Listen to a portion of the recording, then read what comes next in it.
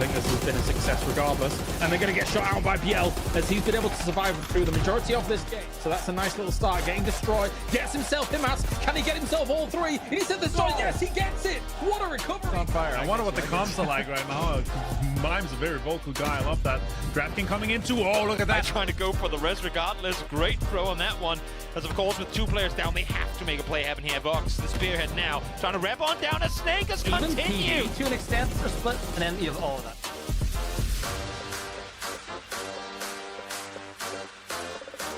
Time to send it, see what you can get, and look at this. Everybody's taking shots.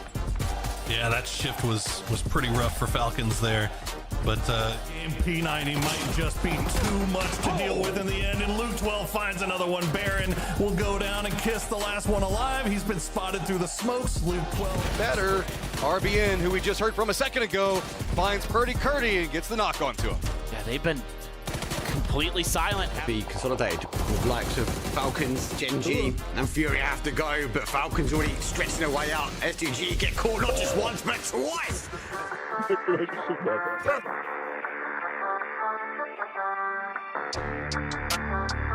where these guys are, they're going to have to leave that spot eventually. And another knock coming in.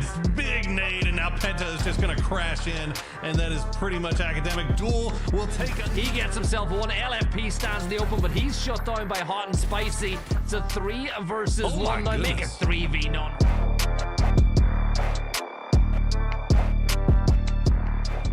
For a team like New Gen All-Stars that are sitting up at the top. Yeah, oh, that's a great shot from Gladiator. Now he's got a Zero to deal with. It's a pig battle. Do not get the headshot multiplier. So this fight really works in favor of X10. Big nade launched on the edge, and it does a ton of splash damage to 2. That's a focus on to X10. X10 lose 2 in the blink of an eye. Mars is going huge on the opposite side for his team. Mars steps right, he gets another one. Is he going to get all 4? Safe until suddenly it's not. Here comes the speaking of it's safe until it's not. Oh my God! Phase of injected and a little bit of this hillside cliff that drops down over into the, I guess, the center and the west of what we're watching. K-Mine though.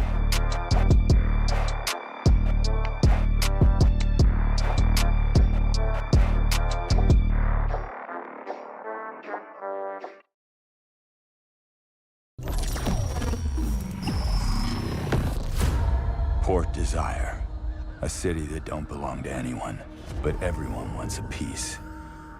No laws, no oversight, just the jungle creeping back in, both the vines and the people. The mayor stepped in where the government couldn't, said the city needed order, and they'd be the ones to bring it, keeping the peace on their terms.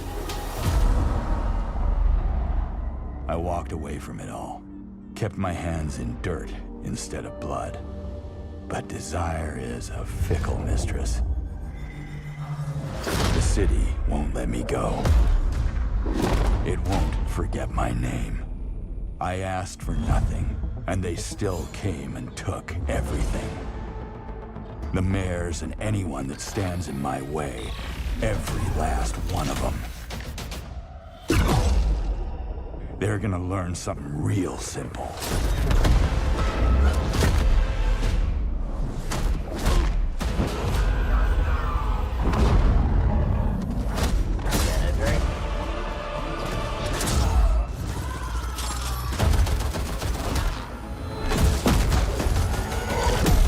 You reap what you sow.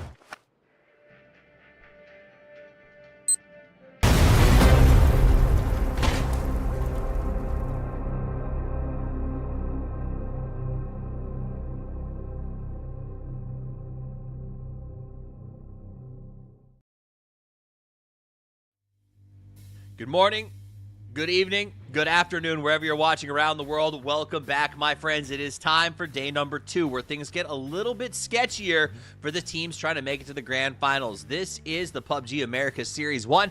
My name is Toffees. I am joined by Gibson and Matchroom to break down the action throughout the day. These will be the golden voices on the call. Matchroom, yesterday we saw most of the favorites advance. Oh, yeah. I mean, we had a lot of fun with it. It's going to be pretty intriguing today because we bring in a whole new set of friends. Most notably, squads like Team Fate's going to be really interesting. Rent-free. It's going to be intriguing today because I think that we're going to go back to kind of what we were looking at in the Cup series, and the squads and should be a bit more comfortable. But with only 5 spots qualifying, means that it's going to be a bit more dicey. What's your short thoughts on the day, Gibson? I think it is like what Matt said. It's going to be a lot more similar to the Cup. 7 of the 8 regional and global partner teams qualified through, so 55 with only ones playing. I think this is a really big day for the teams that were performing in Cups, you know, the likes of a What It Takes, and even Rent-free, who only played in 2 Cups but find themselves playing on day 2. Yeah. All right, so let's take a look at the schedule. The playoffs are going this weekend, right? So we get 3 days of play to determine who gets to the grand finals. That will be next week. I should say finals 1, not grand finals. Today, 5 advance to that final. And then tomorrow, the crazy part, Matchroom, only 3 advance. Yeah, that one's going to be a bit wild. I feel like it's going to be Game 6 scrims all throughout the day, which is going to be really fun to watch. It should be absolutely fun. Well, I was kind of on the fences where I am today, Gibson. I'm like, is today going to be kind of weirdly boring, or is today going to be absolutely insane? There's only 5 teams qualifying. I am a little worried that there could be, as we look at these teams, runaways up at the top.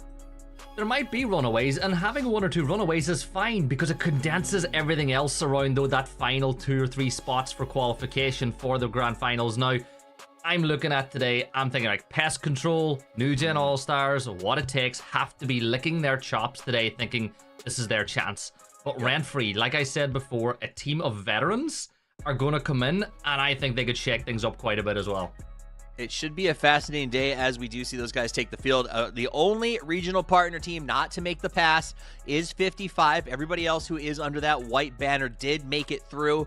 Maybe not as fabulously as they would have liked, but they made it. I think that speaks to the value or the powerfulness of the rosters of those regional teams. Now, let's look at the format. Today is playoffs day 2. Those are the teams that will be taking the field right there. Now, if you look at day 3, you're going to see it's mostly grayed out, and there are 5 teams in the wings. That's because 5 teams advance today. Everyone who doesn't has 1 more chance to make the qualifier, where those 5 teams waiting for tomorrow, they get 1 day, 1 shot, 5 games to try to make it to the big final. And I think that is going to be a heavy weight for those teams, but more so a stressor for today. Matt, you do not want to be in a game tomorrow with these wild cards with only 3 openings. Yeah, especially whenever we look at who's going to be qualifying today. You're going to have certain expectations for several squads, most notably a team like Duel, who just barely missed it yesterday. They got that 9th place position. Very storied roster. We know that they can manage to perform. You've already mentioned Pest Control, Fate, sorry. What It Takes. What It Takes and Fate being in the same squad, or the same lobby, keeps making my brain think Why Tempt Fate over and over again. I can't help it. I will try not to do it again. All right, let's take a look at the teams that are getting ready to go into day 2. You brought up a couple of big ones. If we talk about the leaderboard from yesterday, just to remind you guys kind of where it ended, Toyo, Bestia, Team Liquid all finished with 28 points. I think we can all agree the top 5 teams kind of ran away with it with north of 40.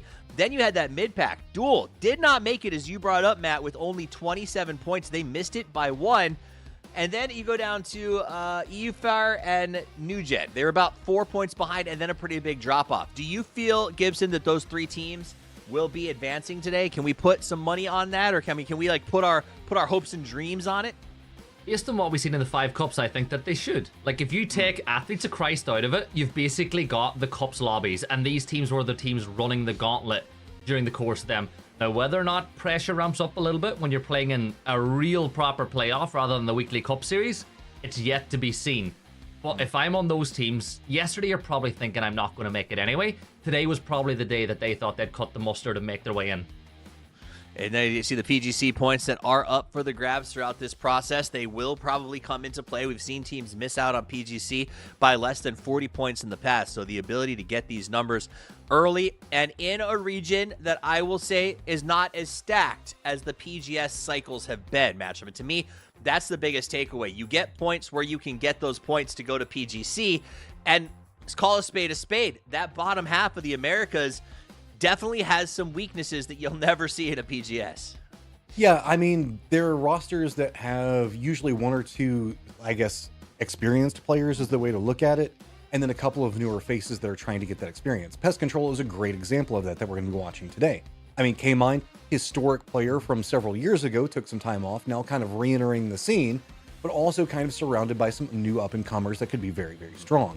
It does mean the fact that things get a bit dicier. It's a little bit looser at times. It can be a bit pubby, but other times it can also be highly mechanical. So it's very intriguing to see how this is going to play out, because this is kind of the lobby that feels like it's going to be the melting pot for me, where we get more of the meta that we're used to on the higher end spectrum of competitive play, but also a couple of new iterations and some new ideas trying to pop up. You know, there's something to be said for this new idea. This is one thing I do really enjoy about Cups and then sort of leading into PAS, Gibson, is the fact that we see the good old stuff, right? The BRDMs, the Panzerfausts.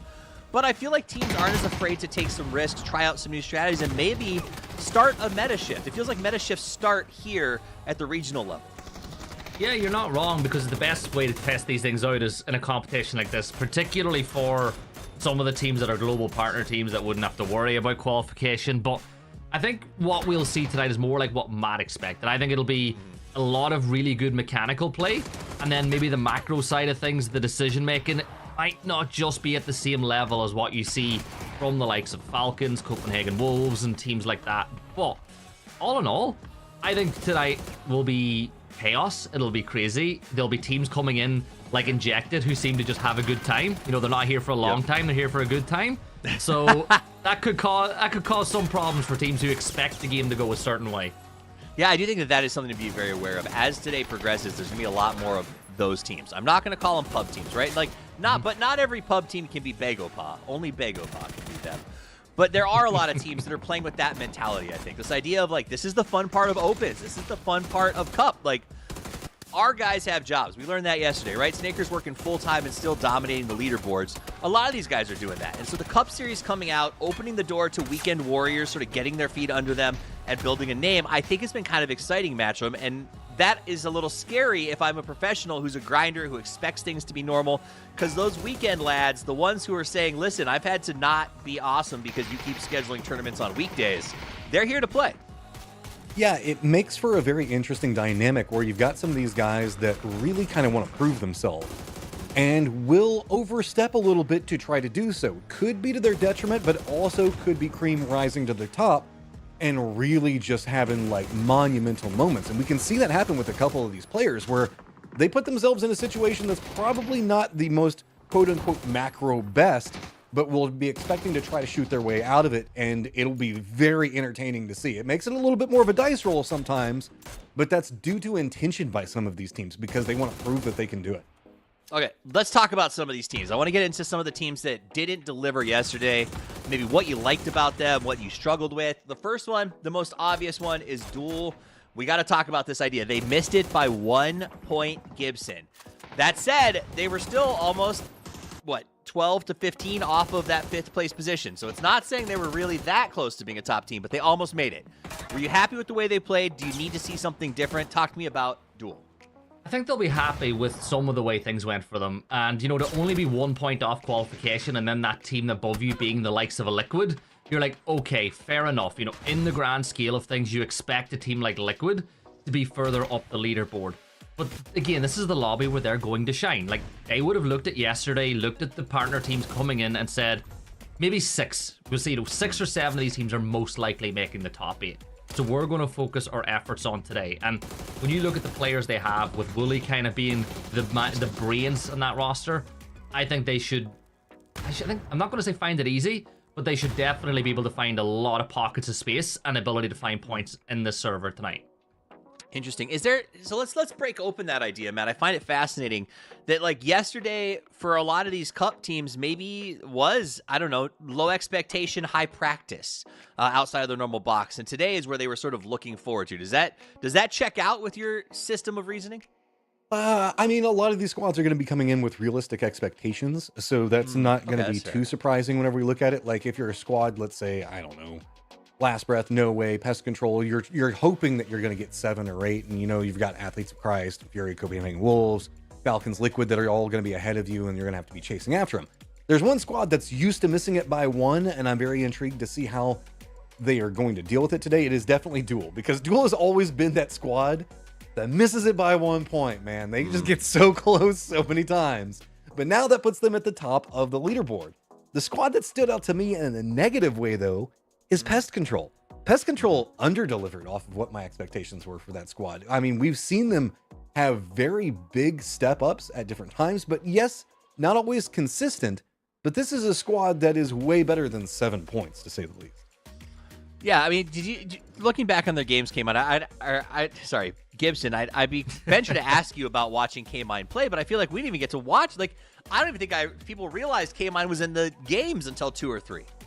Yeah, they didn't get any placement points at all. They were basically a non-factor whenever we got to the late stages of games, which is where they got a lot of success in the cups. And Matt, I think you'll remember from covering some of the cups, they were a bit hit and miss. Like one day they would come in and they'd be up in the top 2 or 3 of the lobby, and then the next day they'd be down around 7th or 8th. So I think consistency has been a bit of a problem for them, but I think they will be a bit more comfortable again in tonight's lobby. These are the teams that they played against for the last 5 weeks, 6 weeks because we had a week off last week.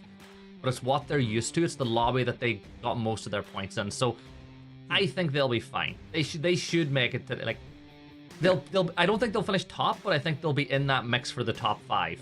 If they're playing tomorrow, I'll be utterly surprised. Yeah, fair. Okay, I like that. Let's pivot to another team that I think should not even be in this conversation right now, because I am questioning will they make the top 5. 55 Esports. You saw their numbers at the end of the day yesterday. It doesn't make sense to me. Now, is this the biggest squad coming out of South America? Absolutely not. But do we know Tavon? Do we know Karak? Do we know Glock? Do we know Gabriel? Yes, we do. We've seen these players in qualifier cups. We've seen them in the finals at PAS before. Yesterday, they looked not very competitive. They had a couple of games where they got to a late and they just couldn't make anything happen. Are we thinking this is just rust and we've moved these players have moved to a let's have fun Gibson, or is this something where you saw that and you're like, I think they can fix it?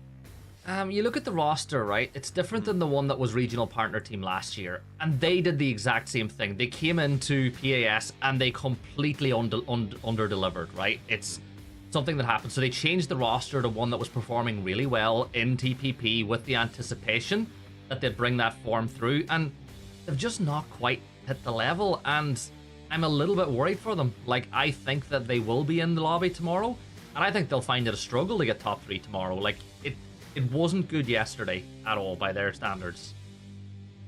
Matt? I mean, they're a squad that can get there. My thing about it with, and whenever I look at 55, is I don't know, yes, that squad should be able to perform, but statistically yesterday, they were 13th with 0 points, 11th with 0 points. Then they got a 3rd with 5 kills.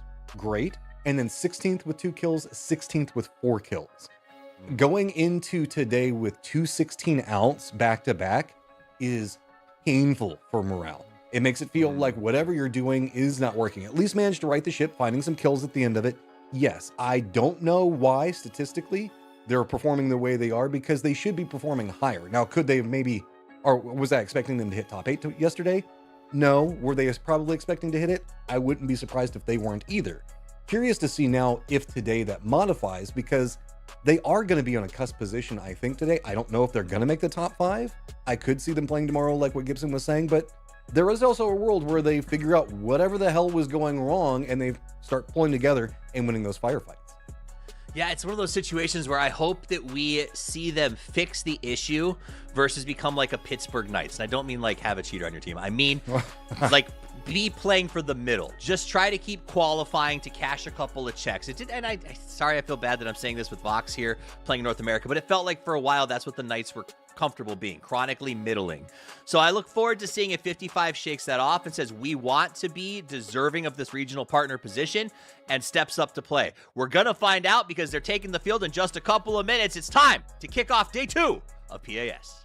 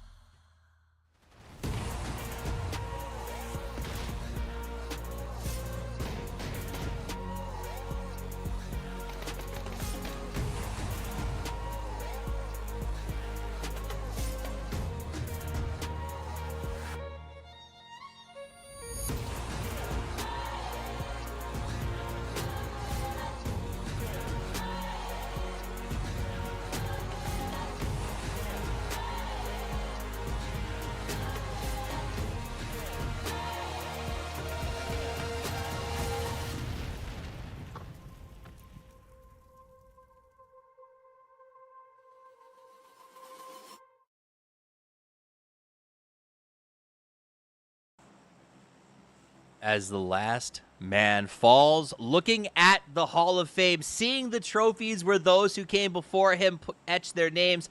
This is the map where it all began, and so today the gauntlet begins here as well. If you're just joining us, I'm Toffees. I've got Gibson and Matchroom with me here today as we get ready to kick off match 1 of day 2 here in the PAS Playoffs 1. Top 5 teams go straight to the final. The rest have to go to what will be described as a chaotic meat grinder tomorrow, where only 3 teams advance to chase their dreams after a measly 5 games. This is where rubber meets road. This is where pedal meets floor. This is where you got to get the gas out, Gibson. This is one of the most important days of these players' careers. It is, and Matt said yesterday that he thought today was going to be the toughest day to qualify from when you look at the teams on the roster. We welcome in a bunch of new teams. I kept talking about Rent Free, that team with Gats, Badger, Jam, and Bizzler. They qualified for day 2, having only played in 2 of those cup weeks, Matt. And that would kind of tell you that they are up there with the top 5 teams in this lobby. If you can qualify for day 2, having only played 2 days, you're a strong outfit. I mean, come on. This is a squad that can just absolutely frag out. Bizzler coming in, bringing the business, bunched in with Honey Badger, Gats, Jam, absolutely crazy. Circle has popped, and it is going to be right on top of a new gen All-Stars. Duel also going to be in a good position. Pretty centered, bread and butter Circle, nothing too crazy, but we even get Zerky with Wit making a drop over there. Toffee's getting some attention. It is going to be fascinating to watch that one. Another team that I'm going to be fascinated to watch today is X10. They just barely missed qualifications. You guys talked about Rent Free, so we're checking in with them. But X10 is a very strong roster made up of Kalnex, Kluzera, San71, and Franks. They performed well yesterday with maybe a few less known players than we are traditionally used to on this roster playing with Kluzera. I really, really hope that they can step up and thrive here in their games today after working so hard yesterday to put something together. In fact, I think we have a chance to hear from Franz. Pudimos ganar, nos posicionamos bien en la zona, teníamos varios equipos alrededor, teníamos un mortero, entonces limpiamos un equipo, pudimos holdear el compound fácil porque bueno, teníamos 2 compounds y cuando nos cerró dijimos ok, juntémonos todos en uno y así podemos garantizar mantener bien ese compound y ganar la partida. Bueno, es complicado cuando vas así 0 puntos, 0 puntos, 0 puntos, pesa bastante, bueno, bastante tilteo, pero bueno, como somos un equipo así bastante chill, tampoco nos duele tanto y aparte sabíamos que podíamos jugar mañana, o sea, el sábado y el domingo, así que estábamos tranquilos dentro de todo. Tenemos que jugar mejor a nivel equipo, creo yo, porque a nivel individual estamos bien, pero habría que, yo creo que rotar antes, más rápido, tomar mejores decisiones, comunicar mejor, pensar más rápido también quizás, y bueno, también siempre hay el factor suerte, ¿no? Un poco, yo creo que sería eso. A little bit of luck can go both ways. Just a couple of points away for X10. This is a squad, though, I feel good about today. I mean, yeah, they were close, Gibson, to touching and getting into that top 8, most notably off of that 1-game win where they managed to do pretty well. So it's going to be intriguing to see if they motivate out of it. The beginning of yesterday was really rough for them. 14th, 12th, and 16th out. Yeah, they didn't really have the best start, and it kind of goes to show to the point that was brought up a few times yesterday about whether or not one good game can get you through in a 5-map series, and they're proof that it's not. Like, you need to, well, you know, those teams that will qualify, not winning a map, but just consistently being in the top 8, winning one map alone and then bombing out early is not the key to success. Another team we're seeing for the first time tonight, though, is I Am Bolivia, and you did have the joys of casting this roster once with me over the course of the Cups. Fortunately for them, they're starting this one with 3, but I saw a couple of really nice moments out of Nazira that we're seeing here. Now, again, they're not coming into this as favourites by any stretch of the imagination, but there's a bit of national pride. We don't get a lot of Bolivian players in and around the Americas system, so it's nice to see what they'll be able to do over today and tomorrow. Yeah, but they got to deal with Rent-Free so close to him. It looks like Rent-Free is also aware that maybe only 3 dropped here. A bit on the hunt, looking around. Pest Control going to be over here in that North George area, while we also do have a helicopter for what it takes going right on top of them. Circle's not going to be too far away. Nobody's doing the stopover onto Everest yet to kind of scout what's going to be going on. So it's pretty chill for the time being. A lot of our outside teams are going to be, of course, what we're looking at right now with Pest Control. Then just to the east of this, still north of the river, we've got Fate, then 55 that's playing around Stalber, what we saw going on in Yasnaya with those 2 squads. Then we've got AFI way over in Milta that needs to make their rotate in. And then just very, very close to it, we've got one more squad that needs to touch over. Nobody actually opting to go down to military base due to the plane path. Yeah, and I don't think anybody will be going there either with the circle that we have. It's going to be focused in and around Potch, and you'll have some teams playing around Plug and Socket. But as we see, Bizzler and the rest of Rent-Free, I keep emphasizing this, they played 2 days and managed to get into day 2 of the playoffs. Jam, Bizzler, Badger, and Gats. The amount of experience this roster has is incredible. Another team with that experience is going to be the New Gen All-Stars. And Matt, I have them circled. Today, I have them as, like, if I was to pick 2 teams that I think will definitely get through today, them and What It Takes soaring above them are probably 2 of my picks. I think they are way too good to be playing tomorrow. Ooh. Over what we see going on with Rent-Free and Duel? Intriguing. Well, Rent-Free and Duel are good too, but, you know, it's 5 out of 16, and a lot of these teams are good and close to my heart. See, that's why I feel like today's going to be the hardest, is it kind of neutralizes back down, right? So we're going to have only 5 spots and a lot of very strong squads. And with only 5 games to play, I don't feel like this is one of those things where you can kind of go, okay, right off that last game, you're going to have to make a big game to kind of counterbalance. Because if you assume 5 games, 5 teams going forward, 5 victories means that it's going to be really hard to come over anything if you don't get a game win today. And as we said, top 5. Wasn't it 40 plus points was the cutoff for top 5 yesterday? So if you want to get there and you're assuming that the mark will be there or thereabouts today, that means you got to average about 8 points per game, which is no small feat for a lot of these teams. And to do that, I think even more important than getting the wins, Matt, it's about just getting into the top 8 every single game. Like, if you can get 2+ placement points every game tonight and then add on the kills on top, you put yourself in a really good position. And yesterday we saw too many teams like 55 bombing out really early in the games and not really showing up whenever the placement points were coming into play. This is actually kind of intriguing when we look at the circle itself. Most of our squads are not playing in, I would say, about 40% of the circle into the northeast. Braza, School, that whole area, even kind of Ruins has 1 player for X10 in it. That's all been kind of left alone. And then we've got Last Breath that's going to be down into the southwest. Everybody's just playing in this strip that kind of runs from where the ferry pier happens, or just in the middle of the map, right up into Everest. And that's kind of our play zone right now. And it's made it to where most of the squads can kind of touch each other. I won't say the fact that we're going to see any crashes yet, but there's going to be a little bit of long-range skirmishing going on just due to the nature of how all of these teams are going for this, like, linear set in the circle. You could nearly even say they're kind of parallel to the flight path as well, with how that line of teams is split out. And, you know, you look at School and you look at Apartments, I think that some of these teams probably with the drop spots they have are never really going to go there anyway. I think Tempest have got a really good spot. You've got the New Gen All-Stars with a rather strange Pachinki split. You've got 2 players over by the Pachinki farm, over by the eastern side, and then on the far west by the you know, the warehouse compound, you've got the other 2 members of New Gen All-Stars. It's a really weird split. It's like a game of chicken right now, right? And Pachinki's right in the middle of this circle, and everybody's like, I don't want to go there yet.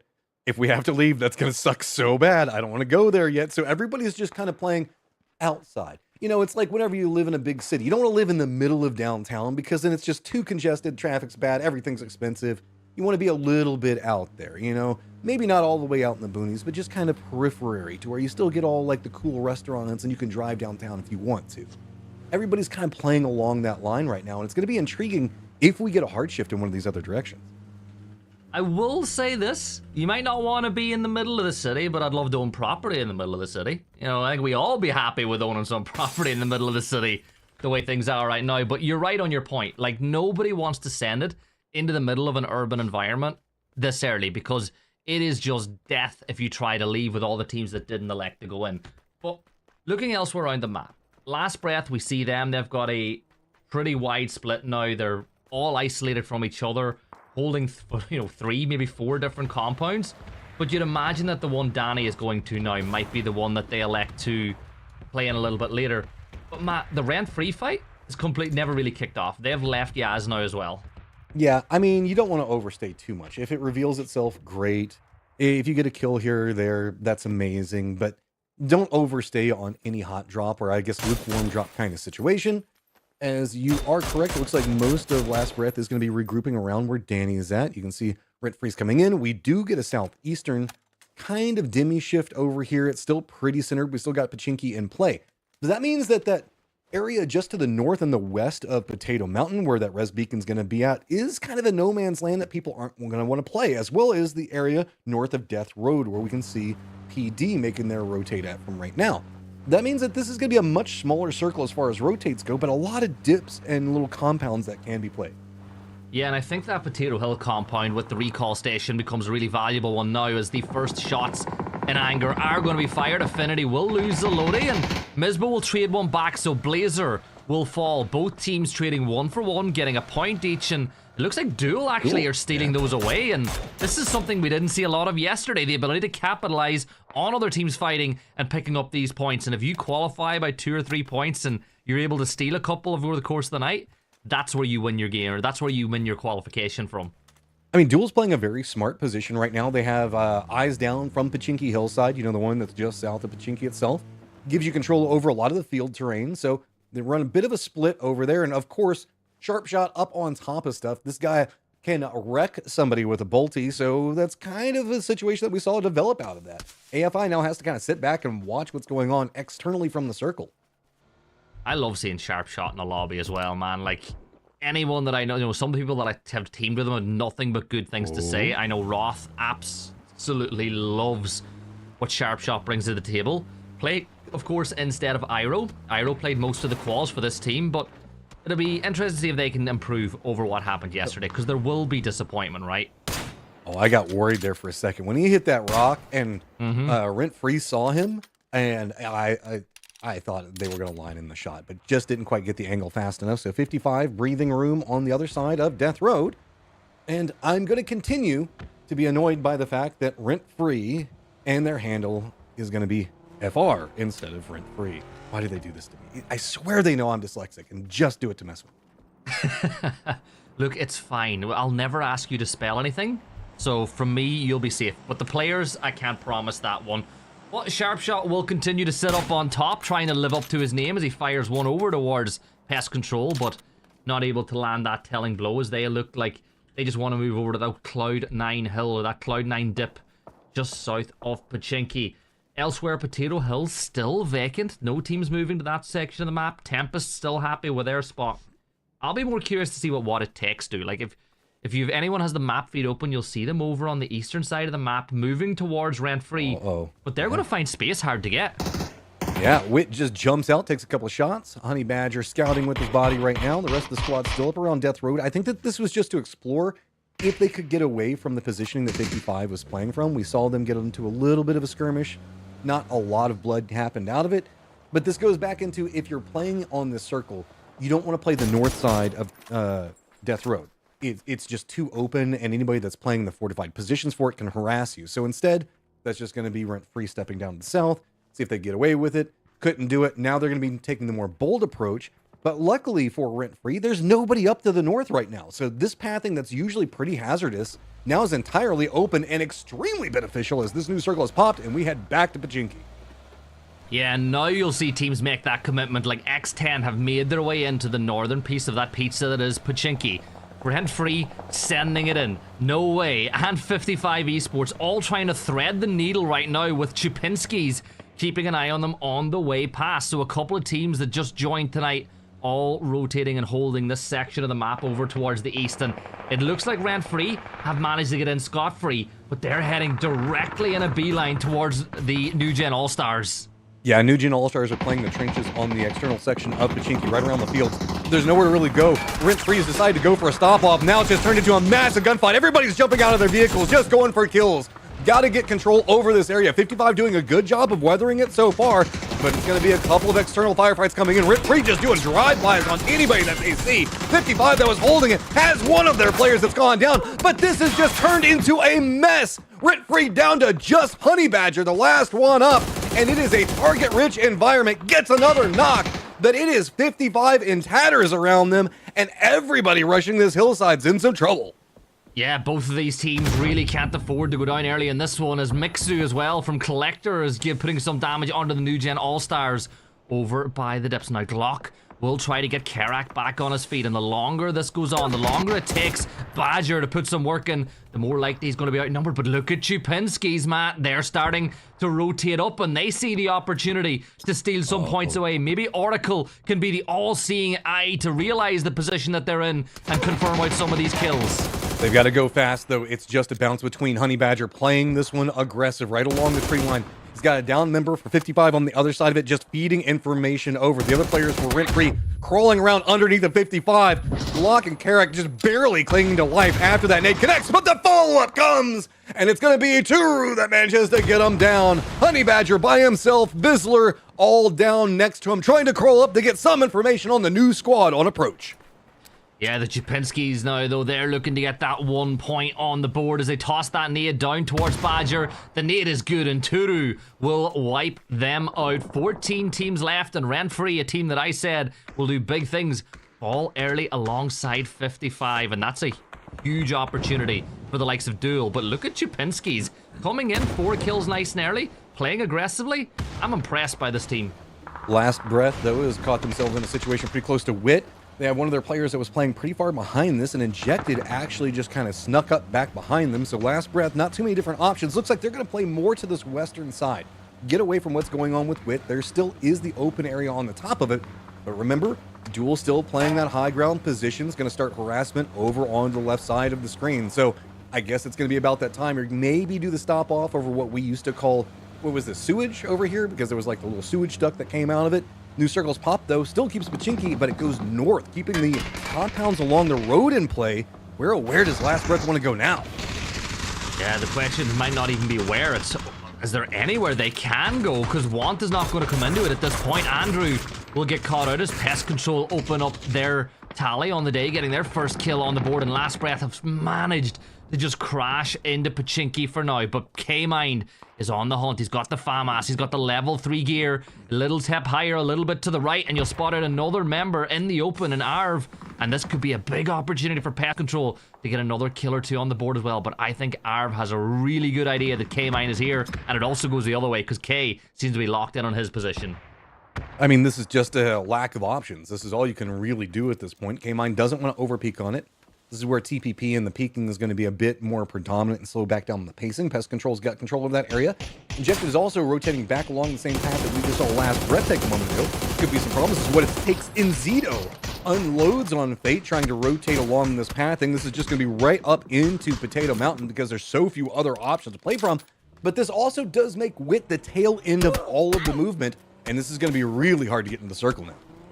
Yeah, and Zito spots out Fate as they rotate a little bit further north, and all this is kind of bypassing Tempest, right? They moved up Plug and Socket, now they've moved into Mini Potch, and in reality, the rest of the lobby is all flowing around Pachinki, so for them it's just a matter of being patient. But there's a crash. Injected, they use the BRDM, they're sending it right into No Way, but Plushy is the first to fall. Choppy gets one, is traded back and Injected. Well, they had a BRDM, Matt, and they crashed the farm compound, and you thought, yeah, they've got lots of things going for them. Well, no way. They had other ideas. No, they have about 8 teams that can see them if they stop there. And that's the problem with it, is everybody on Pachinki that's playing to the north or even to the eastern section does have some vision over there. That's going to make it really hazardous. New Gen All-Stars has got a very strong compound that's got oversight on everything if this leans into the east, but we still have a lot of the field that's in play. Well, Fate is going to have a mortar drop right on top of Dad Buff. It's going to be a very clean knock coming out from mortar. Yeah, and another mortar should be following that one up. Dad Buff, he is down. Timothy and Flanker, they'll just keep holding the spot. That one lands just a little bit too far away to get the flush. But Flanker, oh he ran right into it. Dreams from Collector gets, and look, they're on the go. They get the knock, Matt, and they're going to push right on it. They know this is a 3 versus 4, and this is a big opportunity for them to take advantage here inside of the trenches. Tater's got to hold this line right now, and no, Red Rider spots out Timothy, trying to keep the squad alive. That mortar and the timing on it just baited out Flanker, and it's just continued to be a cascade of problems. Tater's got nowhere to go. Too many players coming after him. The circle just on the external section of this, so Collector going to pick up at least 1 kill off of it. Feeling pretty good, gets control over this area, but now has to deal with New Gen All-Stars. New Gen All-Stars also has to make a move of their own, but Finna has a great sightline down into those trenches. Yeah, Finna, 309 damage so far for them as they're up to 3 kills, but Chupinski's still leading the way as we go through the map, and Louis Zera will find a knock on the Quinn as we speak about it. Remember, Tempest were living their best life inside of North Pot, or Mini Poch, and now they need to move in towards Poch itself, and Chupinski's, they can hold this spot a lot.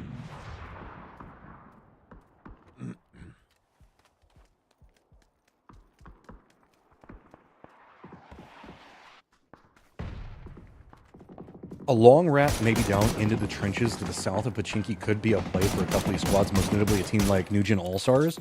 There are sections of the fields that can be played, but it's just going to be a firefight right now. Chupinski's going to be on one side of this, kind of the gatekeep out onto Tempest. Nate's coming out from Abdu, but oh, good toss. Comes up yet again. Chupinski doing a good job on keeping control over this. Note the fact that they have one of their players on an outside angle to keep full contain onto Tempest. Tempest is just kind of a limp in. The only benefit to it right now is that Duel has moved up to the church in Pachinki and has gotten vision on Chupinski.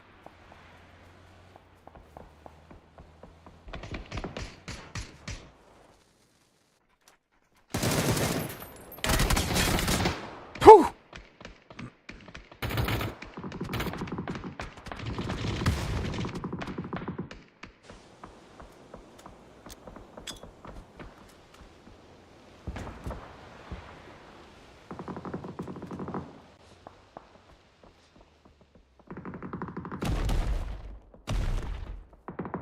The timing on this has just been everything that Chupinski's could possibly hate about it. It's slowed down so much that this outside positioning is just getting more and more complicated. They have to figure out how long that they want to stay out here and eat this blue, because there's not necessarily the easiest path going back around this. And Tempest can't just try to bypass this nice step alongside of the hill, but Chupinski's already reads it, moves down aggressively into the smokes. This is the way you want to play it. You want to get the tempo back over, you want to finish it fast. Trees!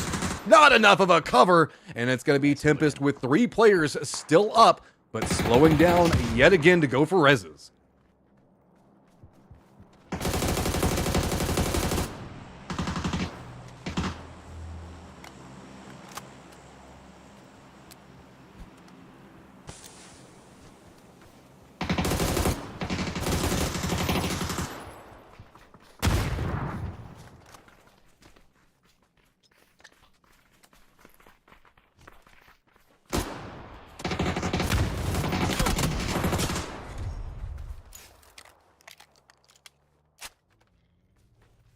Tempest has a path into the flat tops where we've got Gladiator still alive for no way. The circle has popped and keeps a good chunk of Pachinki in play, but also a lot of those fields. External squads, and it means it's time to fight whenever we're looking what's going on inside of Pachinki itself. Duel's going to be running in right back behind Bolivia. Got to be very, very careful off of it. So look at the way that the pathing's been set up. We've got a couple of gatekeeping squads, most notably X10 in a great point.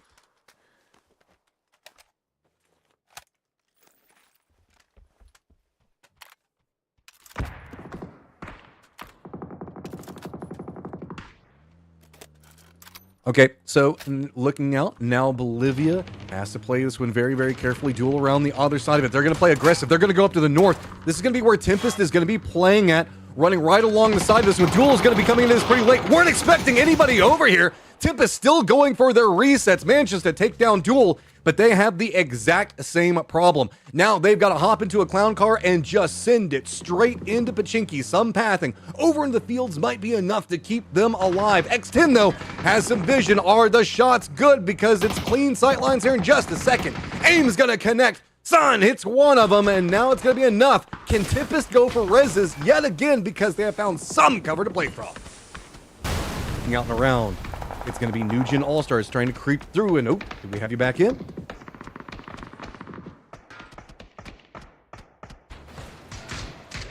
Running forward on it right now is it's going to be a counter move. I'm Bolivia is starting to get more control over this. Gladiator's just going to be on the top in that flat top position. Looking around, Pest Control's playing down to the south where we've got Wit playing from. Very widespread coming up from Pest Control, but there's going to be good positioning coming up. Keep control and gatekeep out anything that Wit tries to go for. Joshi playing good angles, keeping an eye on the smoke, but Wit not biting off too much just yet. Keep an eye on the streets. If they have to cross over into the streets, that's going to be where Pest Control is going to get the best sight lines on how to handle it, because we have Affinity that's going to be playing on the other side of this one. We keep in. Eyes out. Wit, how are you going to play it? Looks like they are going to lean over into comp sight line. There's also going to be X10 getting a piece of what's going on with Tempest up to the north. And now Wit with no options, no paths. They're going to start getting picked apart over there. AFI doesn't even really have a good angle into it yet. So maybe if Wit could just make this last smidge around the corner, but Comp's not going to let it happen. Great nade just lands right on top of him, and Pest Control finding kills and confidence. That is scary for the rest of this lobby. That is a ridiculously strong squad. It's a hard solo, man. This is a hard solo. Eyes out on the circle. You can see X10 still in a great position as the new circle pops. New Gen All-Stars also keeping control of the trenches means that everything to the east completely under their control. Tempest still playing around those tractors and trailers, has at least a position to where they can get into the circle fairly easy. Bolivia on the external of it's trying to take down Tempest because they don't have a clean path. They still have to deal with X10 around it, and Affinity themselves have a couple of different ways that they can path into this one. A couple of open buildings are going to be in front of them. The Gladiator, who's been hiding out on this flat top for so long, now finally going to have to make a move of his own, and there are so many squads ahead of him. So he's trying to prep up, figure out the best path to go for. Luckily, Tempest is drawing a lot of the tension to the other side. Eugenio.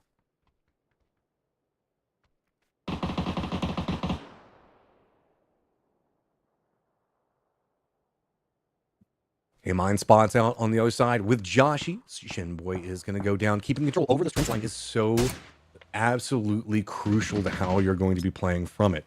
They want to make sure that nobody wants to go for it, so keeps it slow and steady. I think that we're going to be tagging in Toffees now as we get Bolivia making a run in. It's the Toffees tagging as we watch Bolivia try to make that run. This is tough being in Pachinki. Half the circle unplayable and everyone with dreams, but a grenade hits them on the backside and says there is no survival for you. Pachinki is chaos, Matt, and Lord knows I love it. And it's much slower, though. It's tactical in their movement. There you go. Gladiator's finally going to go down, but Bolivia's still got to get in, and X10 has some great sight lines on to him. Franks just holding the line right now, waiting for anybody to move. And remember, Abdu, also from Tempest, still has to move and is wanting this firefight to go on just a bit longer so he can sneak in too. Yeah, this is a really tough situation. Also, because of how tight everybody is, there's also the temptation of, well, maybe if we just hold our spot longer, we'll pick up a placement point or clean up some kills, as everyone's got that in mind. Not a lot of options. K-Mine pops up, sprays, and ducks back under as Ghost drops his grenade and knocks himself. Oh, that's, I mean, just tons of shots coming in. Worst timing that could potentially happen there. AFI now going to be in trouble. Two different angles that they're going to have to worry about. New Gen All-Stars not going for any peaks just yet, but look at Pest Control. They're just full on controlling the rooftops, denying any movement for anything around. Exit on the other side of it, and AFI narrowly manages to squeak in and find a place to hide inside the circle. Yeah, Pest Control literally putting out a tent on top of that roof to control all of the vermin around them. X10, a team that we featured at the start of the day today, 4 strong with a tip of the spear inside the circle. They can clear and close with the blue. X10 is in a very, very nice spot, but I like what Finna and the lads have done on the right side. They cleared that little tunnel and have actually said, you know what, I think we can play this berm and essentially guarantee that we're in the next circle and maybe even have dot dominance. This is going to be intriguing to watch because while New Gen All-Stars has like the dominant position on circle, it's not as clean in control as they would like, specifically given the fact that all of these buildings are just going to have rats flooding out of it. And that's exactly what Pest Control wants to do with that high ground. They want to live up to their name and they just want to farm over here. K-Mine coming back into form. Easy shots for him as he is just waiting patiently. That did reveal his position. You can see he's a bit scared of the nades coming through. Good cook coming out from Inducky though. Speaking of good cooks, let's get Gibson back in here so he can get cooking in the last part of the game. I'm the top chef, and Stucky's looking like he's living up to it here as well. He's going to push over now to get that res on the Ghost as Conf cannot quite get that nade now. Is it going to bounce or is it going to go too far? A little too far. So Ducky will remain on his feet, but the blue zone creeping, crawling, moving closer and closer to both of these teams, Matt. They want to deal with each other before they make that next move towards the center circle. And Tempest, Abdu, and NA are waiting to get all these teams as they leave the spot. Just in such control over here. Affinity doing a great job on cooking the nades, but it's going to be K-Mine yet again after his res. Gets an easy shot into it. Inducky. Mizbo also just having to run. Now just being forced into the X10 sightlines. And X10's caught up taking shots over at New Gen All-Stars and barely squeaks by. X10 Franks now has to reposition as AFI has found at least a way to get inside the circle with one of their players. And Pest Control now has to run right into the New Gen All-Stars, who are absolutely demolishing them. Patience paying off big for the New Gen All-Stars. Yeah, and Shinboy still has that Panzer as well, so if anyone from Pest Control really puts in a bit of work, he can shut them down super quick. 4 teams left alive now as we lose Affinity. X10, New Gen All-Stars, Pest Control and Tempest. A 4v3, v1, v1. X10, right with their backs against the blue. You feel the New Gen All-Stars have a little bit more to work with here. Joshy is just trying to create a smoke wall to maybe make his move across and work towards these other teams, but it ain't looking good for Pest Control. But 6 kills, it's not a bad start here, Matt. This is going to slow down the tempo of control that New Gen All-Stars wants. They know that there's still a Pest Control player that's running through, so they can't focus in on what's going on to the north. That means X10's getting a much easier path into the circle than New Gen All-Stars wanted to have happen. EGA looking directly into what's going to be going on. Other side of it hasn't spotted out Joshy just yet. The bush in between them doing just enough to finally allow him to step in, get what he wants out of it. But X10 now in the circle, going to spot out what's going on other side of it. And this is lined into a 4v3 with New Gen All-Stars having a little bit more control over the circle. But man control coming up for X10 as this is going to turn close range real fast. Yeah, and they are the team that have to come up over this crest, and that could be a problem. Santi will be the first one to make the move. He gets to the bush, and he's still alive. That could be a big problem now for the New Gen All-Stars. So Shinboy going to wrap around with the Panzer to try cut that one off. He knows he's in the smoke. He sends the Panzer in, but it soars past.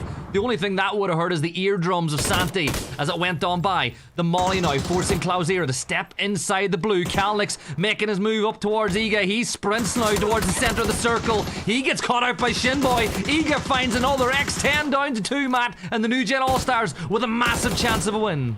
Smokes are dissipating, and it is complete control for New Gen All-Stars. A couple of shots in retaliation are all X10 can get. Shinboy just playing around the other side of it. Spots him, gets some more damage out. Here comes everybody flooding forward. New Gen All-Stars takes game number 1 with 11 kills. What a performance by them. No small feat by X10 either. Second with 12 kills is a really good performance. They got 1 map win yesterday, a second to kick off today. Tonight, Toffees and New Gen All-Stars, I put a circle around them and they kick things off the right way with a big win.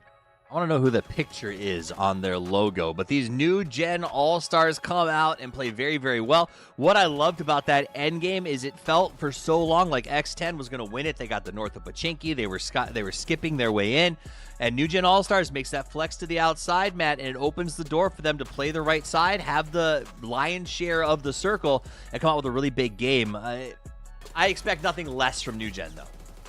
I mean, whenever you look at Pachinki, you often see it shift off of it, usually over into the east or into the north. So that was a really good read by New Gen All-Stars. The problem with it is, if you're playing those trenches, you have to hold it for so long in such a desperate situation where people can just drop nades on top of you, especially in the new mortar meta that we look at.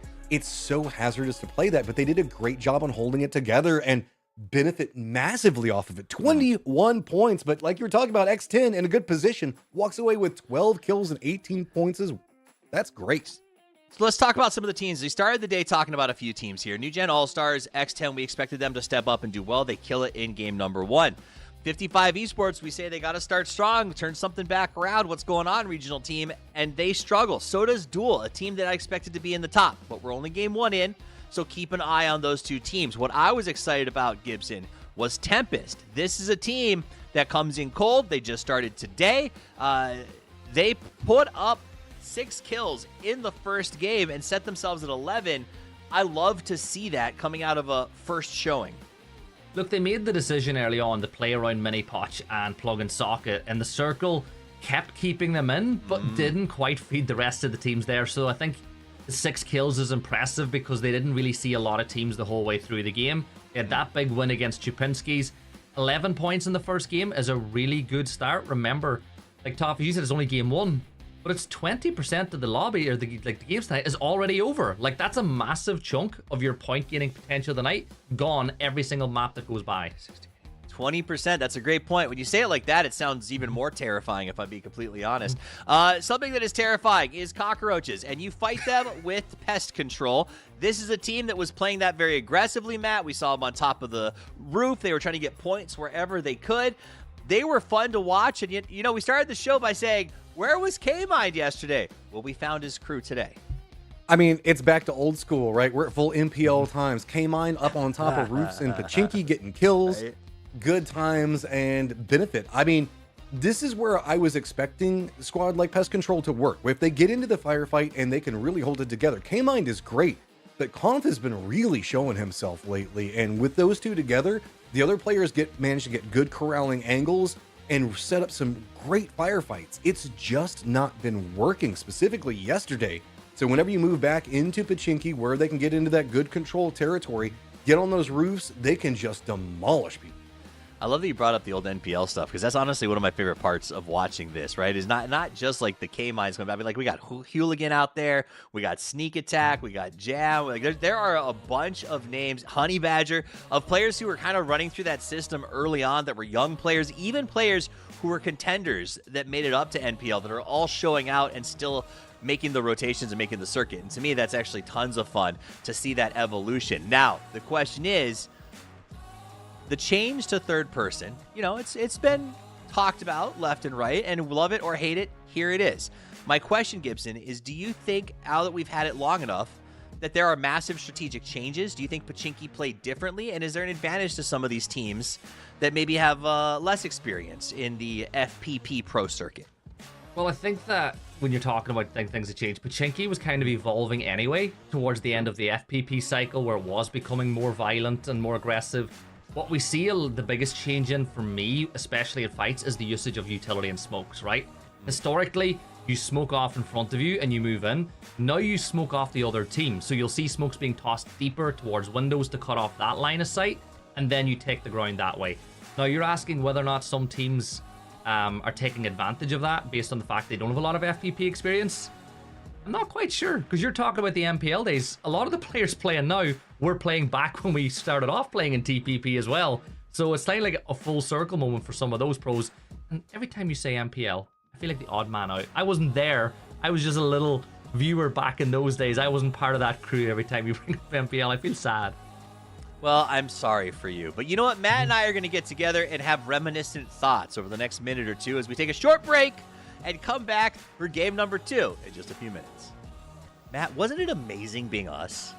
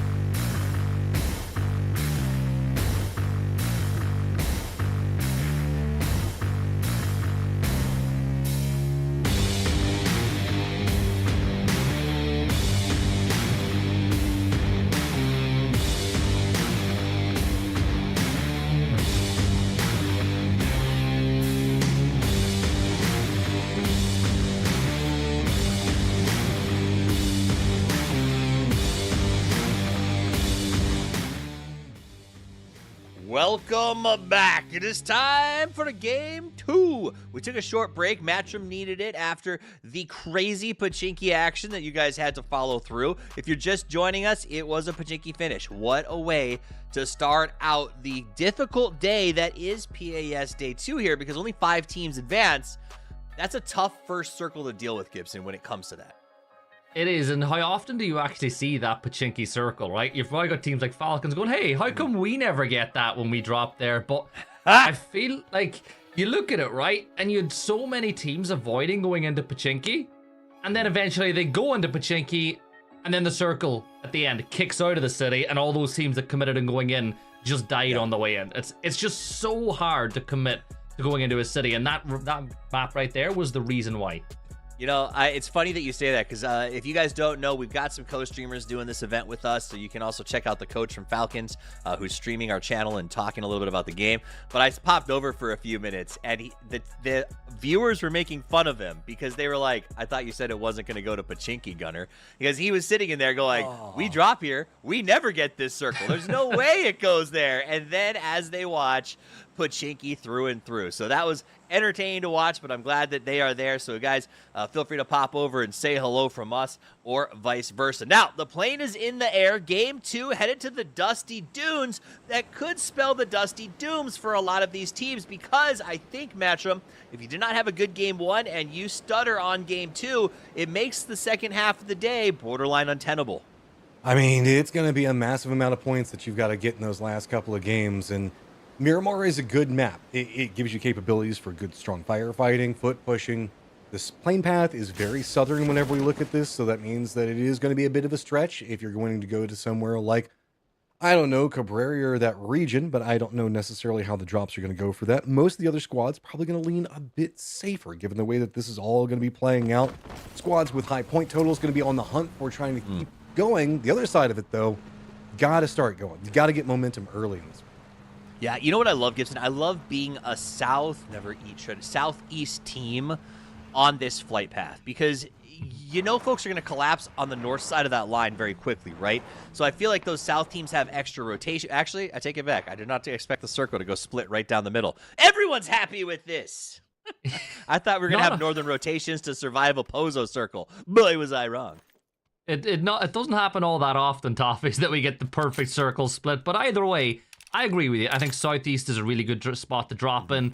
Even a little bit further south, like Collector, ain't a bad spot to be in right now. But I'm looking elsewhere. I think that Cantera Circle's always a really dangerous one as well. All right, so we also, we love checking in with our players. So this time we do want to check in with a player who maybe doesn't give too many cares, as it's FR Honey Badger with some insights into the fun and maybe some what they're expecting when it comes to this team. I think the main challenge is to keep the ego in check of some of the players on our team, most notably Gats. Checks out. But other than that main one, I would say it's just keep 4 alive. Just don't make any games harder than they need to be. I would say the plan for these 5 games is just to play into the luck of it. If we get some circles, just don't throw. And if we have bad games, just try to get points.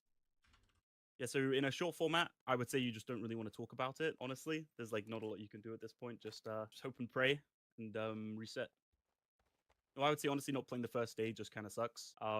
It doesn't really give you an advantage. It's just a bit harder, but I think we'll still be okay. Keeping control of the egos on this team? How could that ever be a problem, Gibson? I couldn't conceive a world where somebody that would name himself Honey Badger would have to contend with ego problems. Oh, wow. If I speak, I'm in trouble. I think that the one thing the team does have, though, is talent in abundance, right? You look at it, Bizzler. I'm on the Bizzler fan bus. I think I started the Bizzler fan club, to be honest. So I think that there'll be... I did, and if I didn't start it, I'm still claiming that I did, right? And if you say you did, I'm going to say it's fake news. Have you encountered him in LAN before he was even on a signed team whenever his mom was giving out cards for him? I'll have you know. Matt, I've been to one LAN and he wasn't there. You're just flexing on me again, making me feel more left out. Hey, you're just trying to claim stuff. I'm not going to let it happen. I'm going to hold the line of truth. In this world of social media where everybody lies online, I'm not going to let you get away with it here.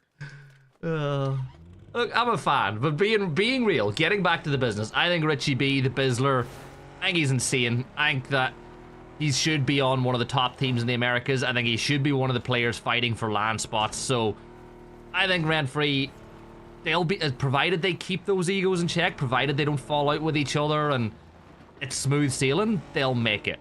A team, though, that I'm still a little worried about is 55, 3 points after one game. I called it 20% of your whole day 2 of the playoffs is now over already. They got 3 points in game 1. You need to average at least 8 points a game, so they're going to need a big game now over the course of the next few just to kind of get back in line with that average. So looking at this, squads that we can expect to maybe jump up the leaderboard a bit, I would assume would be Rent-Free, Duel, Wit, that are kind of chilling more towards the bottom right now. Pest Control having a good start, day 10 points. Of course, New Gen All-Stars X10, solid performances on it. Tempest, though, caught me a bit off guard. I wasn't expecting it, and they played that northern area very well. Playing that hillside coming out of it, they got gate kept by about 2 to 3 different teams and just kind of farmed off of it for as long as possible. So very well played coming out from them as well as AFI.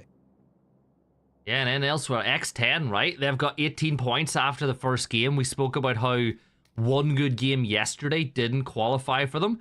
They've started things off today with a really good game. They're holding that 2-2 split over by X Games and towards the farms. I like the position they're playing right now.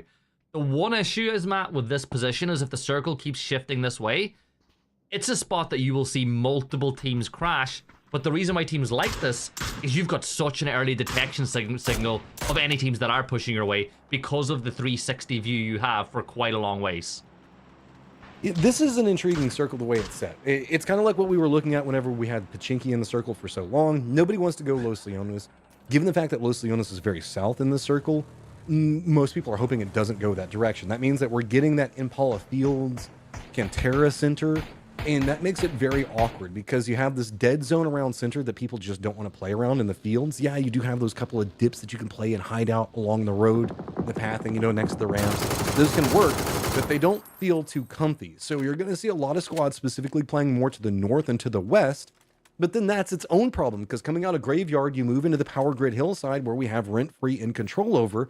And that's its own kind of independent no man's land that nobody wants to play because the high ground coming out of Power Grid is just so strong on those lower sections.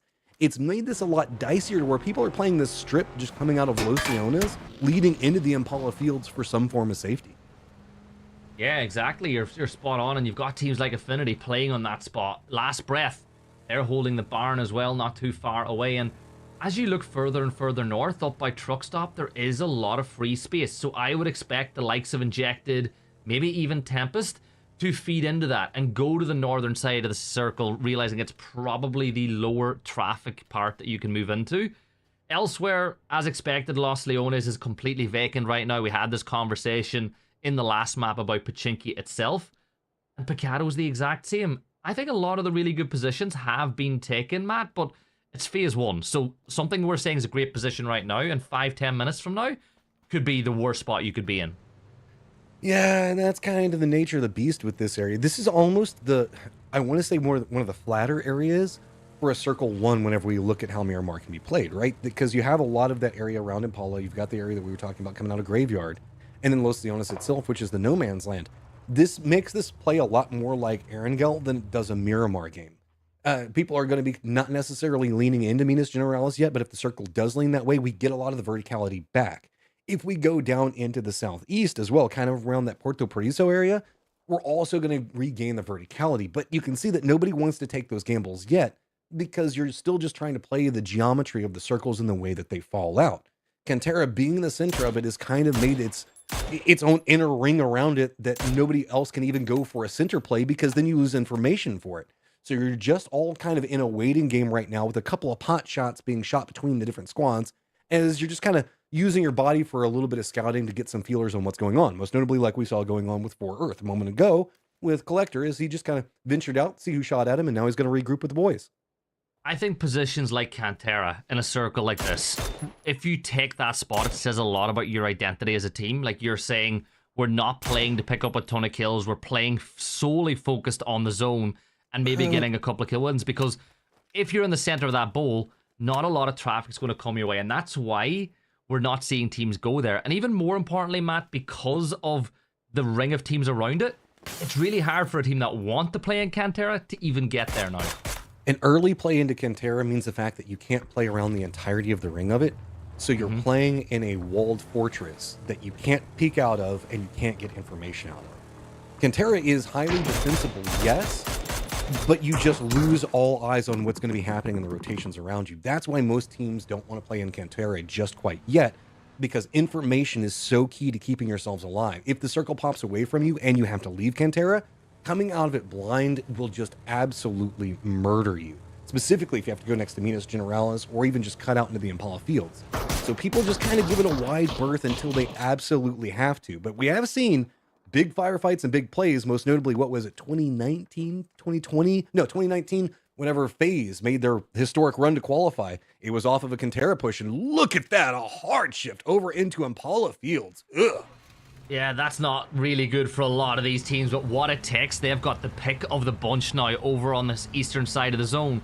They leave Impala, they push north. They're making a push now to the closest to center compound they can potentially get.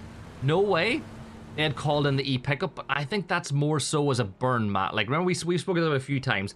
You don't always call in the E-pickup because you want to take it. You call it in because you want to delay someone else taking it and getting on top of some of those kind of spires that they can get on and being a real problem. But this is tough, man. If you're not inside this circle, getting into it is going to be really, really hard. Defended position is going to be a very paramount for these squads to play from. White-Timed Fate looking at, it's going to be Rent-Free rotating ahead of them. Rent-Free going very aggressively into truck stop right now. Injected's going to be on the other side of them, coming in from a due west approach. Back behind that is going to be Tempest, that's oddly enough living up to their name, playing right along the Sandstorm, going to be rotating in right alongside it. New Gen All-Stars playing into Minas Generalis, could be wrapping into the same corridor. Down to the south, it's getting really spicy, really fast. Last Breath's going to be rotating right next to Affinity, who's bypassing the fields, where Duel's going to be in control over it. Just to the west of that is going to be Pest Control. Then back behind that, a couple of Bolivia players could be finding a very gate-kept path, unless they go Cantera or all the way up to Minas Generalis. Yeah, and it's worth pointing out to correct myself as well. No Way did send one player up on that E-pickup to land on top of that mountainous terrain to get a great view over everything going on inside the circle. X10, their position is now locked in. Do you remember this compound, Matt, used to be called No Win back in the day because they always thought it was impossible to win once you went there? New Gen All-Stars running up right back behind Tempest. Tempest, though, has its own problem as it's going to be Rent-Free already in control of the area directly in front of them. New Gen All-Stars jumps out to take some shots at the Tempest, and this has turned into a very heavy firefight. Abdu spots out Finna. He goes down. Abdu's still going to be playing from right next to the BRDM, and this has cut off the sight lines for Rent-Free. They're now encroaching in, trying to see if they can get high ground down onto it and starting to find it quite quickly. Shinboy, other side of it, hits some great shots, but Honey Badger's going to be the one that gets the knock. Yeah, and Shinboy's going to try steal it away quickly, and Shinboy manages to get one, but Tempest lose teammates. Honey Badger picking up one of them while all that was going on. Finna fell as well. Now, Iga will see the rest of Tempest rotating on by, and maybe that will give them the opportunity to get that blue chip back. And I'm looking at the map, right? Looking at where they're at, Bizzler? They could get into truck stop. Bizzler just kind of hiding out right in the middle of... Okay, I was going to say, New Gen All-Stars got to eventually take him out. He's going to go down. Now Rent-Free's got the high ground control onto New Gen All-Stars, so where are you guys going to go? I mean, you can hop into vehicles and I guess maybe go back to Minas. It's about the only option that's going to feel clean. Yeah, Minas, it's clean. It's kind of okay. I think New Gen All-Stars can go there. Did they get the blue chip? I'm not quite sure. But elsewhere, Tempest, they've gone into the blue. They're going to wrap their way all the way over towards the east, which is a similar pathing to what Collector are doing on the opposite side of the circle now. They're moving on the coastline, right up on that dirt path, and they're probably going to find themselves in that kind of dip that's on the side of the road. Yeah, you know that dip just north of Impala? The teams can park their vehicles up, wait to see what happens, and what a shift that is, going back towards the city. And that changes Collector's mind. They were going further north, now they're switching back to the west. Duel is going to find themselves with a good compound that they can regroup into, but might be bad for a later control. Pest Control, hot and spicy, pots out Pentalol quite easily. Good shots going to come up from them as Cantera now starting to feel like it's got the good vision for at least getting into the circle. But Penta will the tail end for Duel, not going to be too resible. The rest of the squad's now starting to make the mad dash through Impala, most notably 55, Rent-Free, and probably Fate here in just 1 second. Yeah, 55 on the move, and you can see No Way have great sight lines all throughout the circle. Nidavon will take a ton of damage, and even more dealt onto the driver of that Murado, as they're going to go into this dip, and that should give a great angle for Slabby onto the players in this position. But he's got to remember, when you're on top of that spire, every time you put your head up, if you can see everybody, everybody will also see you, and you can see he's coming under heavy fire as he just looks to confirm that kill. Karak pop jumped out of the vehicle before it exploded. He went down, and it's actually Zalodi that steals that one away. Can't manage to get it. Impala starting to get pretty popular right now. Up in the machine/factory section of it. Looks like we're going to have injected on the external of that leading into Impala is going to be what it takes. Then inside of Impala proper, it's going to be Infinity as well as Collector. Still a little bit of space for these squads that are kind of sending it along the path. External, not inside the circle yet. We still have Fate, Chapinski, as well as New Gen All-Stars, and Pest Control down to the south. Yeah, Pest Control, they've lost one, I believe. Well, now they got them back up, so they've got themselves a 4. You've got I Am Bolivia not too far away. Last Breath, they're in a position as well on the southern side, but keep an eye on Kamba. He's rotating directly past Pest Control now, and they're going to take shots that way. So maybe we'll see the kill feed light up, but it ain't going to happen. Oh, meanwhile, over by X Games, X10 off the back of a second in Game 1 have got themselves in a good defensive position here as we move deeper and deeper into Map 2, Matt. What it takes with some vision on what's going on with New Gen All-Stars. Now it's just going to be sending it for a couple of these teams. Injected, trying to keep control, wants to keep Tempest out of this area. Abdu's just got to send it along this path, but should be pretty free. Remember that there is the giant cliff facing that's back behind Impala to the southeast. Nobody else is playing that right now. And due to the way that the circle's kind of popped and this being hard shifted, this area is entirely open, so Abdu should have plenty of space to kind of hunker down and maybe even find a way into Impala itself if he wants to. Yeah, actually, Impala might be somewhere that some of these teams can move into. Abdu will just play on the edge, wait, make his way in, and kind of see what happens from that point on. Injected, they're still playing by the factory. Again, I like Injected. I think this is a fun team to watch. Elsewhere, I'm looking a lot of the good real estate's taken already as we do welcome back in a couple of the New Gen All-Stars.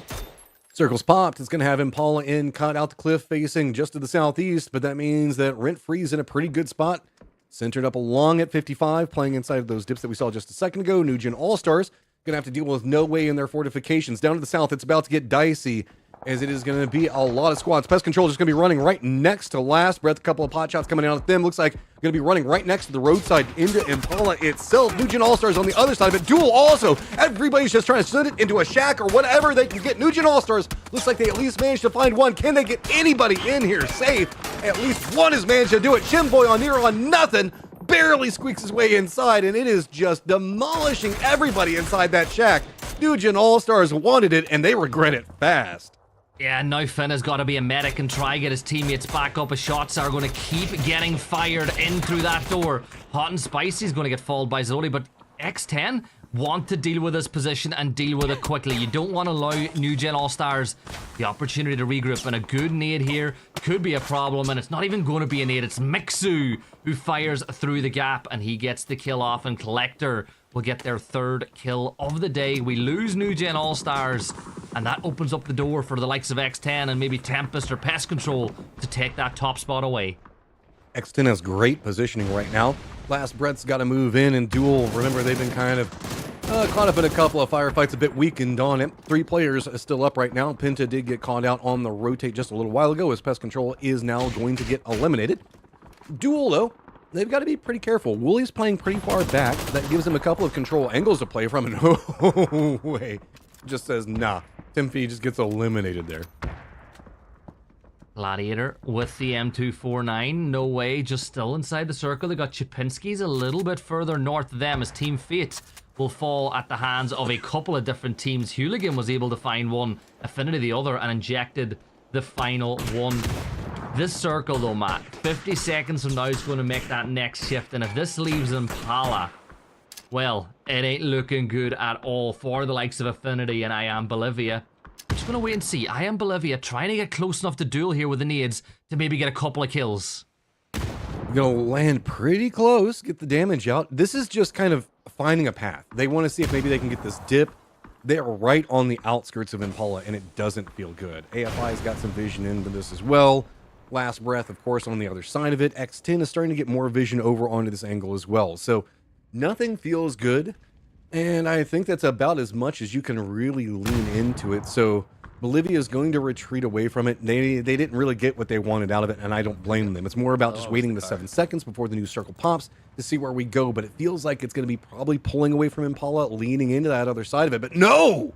We keep Impala. This is going to be wild. Yeah, and Nazira will bring that BRDM into Impala now, where it could be their secret weapon. You get that, oh, come on, a little bit more momentum. Get up that hill, but if you keep that thing safe, it is just a mobile tank for the end of the game. X10, Kalnix will find a knock onto Arv. I think Kalnix has been really good over the course of yesterday and today at times. And we'll just jump on board as Franks will confirm that kill out. The third party, or those shots from Danny being sent back the other way, will just force them into cover for at least now. This is a great circle, actually, for X10, because they get to farm everything that's going to be going on to the north if they want to, and any of the rotates that are down to the south. This hillside that they're playing from has got some vulnerabilities to it. Opposing side to this is going to be the turrets that are set up in the north in a similar position. They've got high ground, and that's going to be rent-free.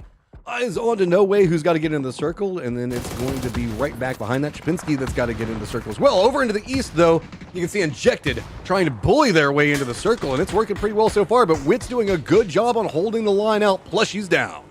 Yeah, what it takes, they can hold this other big barn, and they can make sure that nobody from Injected push on in. Morans will toss the nade down towards where Plushy was standing. 36 more damage put on the ticker. Sneak is down, but Marcis gets an excellent off angle to toss that BZ, and Choppy's got to get on the move to get out of the range of that deadly blue zone nade. Morans gets his kill confirmed. Simplicity dances around as well, but this is a strong hold here from what it takes as they look to hold out Injected. On the other side of things, X10 are in a spot of trouble inside this shack as 2 players are down, and they're getting held by members of Chapinski's.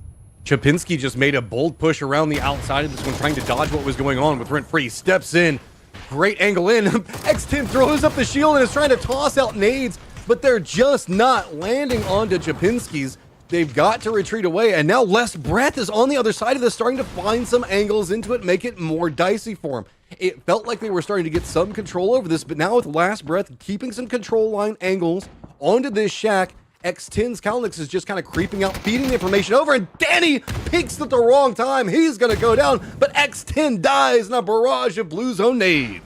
Chapinski should be able to regroup. Blazer, can he get close enough to Danny to get him back and alive and inside the fight? But the battle for this shack is one that is dealt in blood. Glock, full eyes on the Gats here now, over by the coop, but you can just see the angle of that window does not quite allow for a nade to be tossed at exactly the angle he would want. Jumping back in though by the warehouse, you've still got Injected pushing into what it takes back up to a full 4, and Injected on the other side of things down to a 2. Those Doritos are signs of, please, I just need something. I need a way to get into this area. Try to bypass. There's just not the cover I need, and Injected is just struggling over here. Great defense coming up from what it takes, but the circle has popped. It's finally left Impala. It's also left this area. What it takes is going to have to move, so the longer Injected manages to survive makes it more complicated for what it takes, and what it takes knows it. They've got to get eyes onto the circle. How many people do they surrender in their defense of this line to accomplish at least a foothold into the new zone? Picture whatever your least favorite food is, and that's exactly what this circle is now for most of these teams. Only a couple of teams with any foothold, and it's a lot of open ground. Sneak attack, doing a little parkour, running across the pipe, gets the angle onto Simplicity. There's just one member of Injected left standing, and that's a great angle that Sneak has gotten. And even more importantly, he got there, got the kill without getting spotted out by Rent Free, and he was fully exposed, Matt. Yeah, I mean, it's one of those angles that nobody's really expecting. Luckily, the hillside with Rent Free, they're caught up kind of looking at what's going on with No Way, as well as 55 down below him. So it's allowed what it takes to be a little bit more dicey around the outside of this, but good toss on the molly. Arn still just going to try to keep the hold in defense, but Injected refuses to go down, and it is costing Wit all of the timing and all of the tempo that they so desperately want to get into the circle. And the fact that Choppy has now got up close to the wall is even more of a problem. 8 teams left alive now as Collector fall, and Ducky had a huge nade, by the way. Sneak attack was spotted, injected. They will fall, but as you pointed out, how much time has wasted this team could be a big problem. Rent-free, by the way. They're up to 1 kill. Not a lot, but a good position in the circle, but no way should have the rights to the high ground. That was just brutal. Wrong timing on peak for Honey Badger. Looks away at the absolute worst time. With, though, other side of this is going to be making push on to Rent Free. Couple of shots going up into No Way's direction is going to force them out of that higher ground point.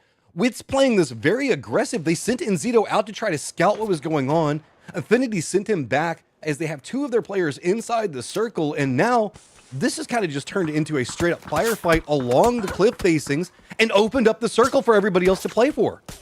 Yeah, and Gladiator, look, he's got a FAMAS and level 3 gear as well, and that's even more of a problem for the members of Rent Free. Jam on one side of the hill, Gats on the other. There's no real opportunity for those two to safely regroup, and why would they whenever Gats is able to find a knock and a flush onto Marsus from what it takes. Gats has got a perfect shooting gallery over towards these players. He'll drop. That'll open up even more of an angle as he looks over to the spot, but he's got to be careful of 55, who do have 1 member still alive in the shack, and Gats has to know. You gotta know he's there. No, he's not. I thought he was trapped for a second by the blown up Bronco, but Gats knows. Yeah, he's just wanting to start positioning for whatever the next circle is going to be in just a couple of seconds, assuming the fact that he's not going to be in it since he's just holding out right on the edge, and rejected. Can't quite get it in there. Blue zone also not going to be enough. Glock just clinging to life, and I think that finally managed to get in. And also some nades coming out from the other side from Affinity. And Glock still surviving somehow. Finally goes down. That was a hell of an attempt, though. Gats wasted so much utility to pick up that 1 kill, but the shack might provide some of the other ways. Only got 6 rounds left inside that Dragunov, so you can see that kill was necessary to maybe try to get some more ammo off of the downed Glock. Affinity, though, 4 players up. Wonderful position inside the circle as well, right on the edge, but they're about to get backfilled by I Am Bolivia as they make their way over this way. And Chupinski's, while all this is going on, with only 2 players up, they've got eyes on so much of the circle. Oh, this is going to be really intriguing to see how the movement comes out right now. Is Bolivia doesn't have a decent path into this. They're just going to have to brute force their way right into Affinity's lines, while we have Chupinski's with some oversight on that rotate. Gat's still going to be alive, and Jam is still alive back behind all of this as well. Don't forget about him. He's finally been spotted by Chupinski's, tries to make it down, and narrowly gets away. He gets a knock onto DNL and manages to survive, and No Way can't go for the peaks. Chupinski's won't let him do it. Yeah, Chupinski's just being a problem for so many of these teams. Jam lands a nice headshot onto Lopez, who's going to try to throw utility back this way, and the down teammate can feed the way the information to Jam's position. Rent Free, 4 kills on the board now. 2 players left alive inside the top 5. The molly, is it good enough? Is it going to cut off the position? Lopez does a good one, and it is a good molly, and Lopez is on fire. He's burning, and Lopez is going to go down as well. He's gone down. Jam now has a path on the other side of this if he wants. Gats and him could potentially regroup. Gladiator has to retreat away from the defensive lines that he was playing to deal with Jam, who's just hunkered down onto point. Molotov going to drop right next to him. Does look like it's going to connect. Couple of shots, though, might have given him the time to get the men off properly. No! It's going to be Chupinski's on the other side, who stepped away from the angles that they were holding just a second ago, just to deal with Jam, who's been a thorn. But guess what? Other side of this, Gats down to 1 HP. These guys are fighting for every single point.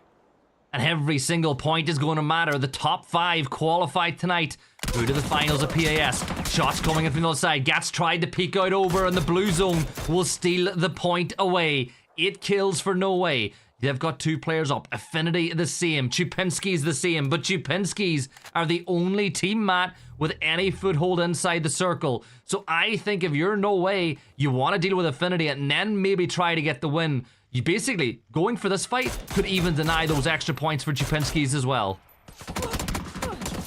This is going to be very hard for No Way to really handle it, because the way that the hillside's kind of set up over here, No Way is going to put themselves into a vulnerable point no matter which way they go. Affinity's already got themselves into the circle, defended low ground terrains, whereas it's going to be the jump downs coming from No Way, and it feels like there is no way for them to get into the circle. Yeah, the circle's just rough, right? Like, especially now when third person as well, when Chupinskis can gather so much information on the movement of these teams. No way.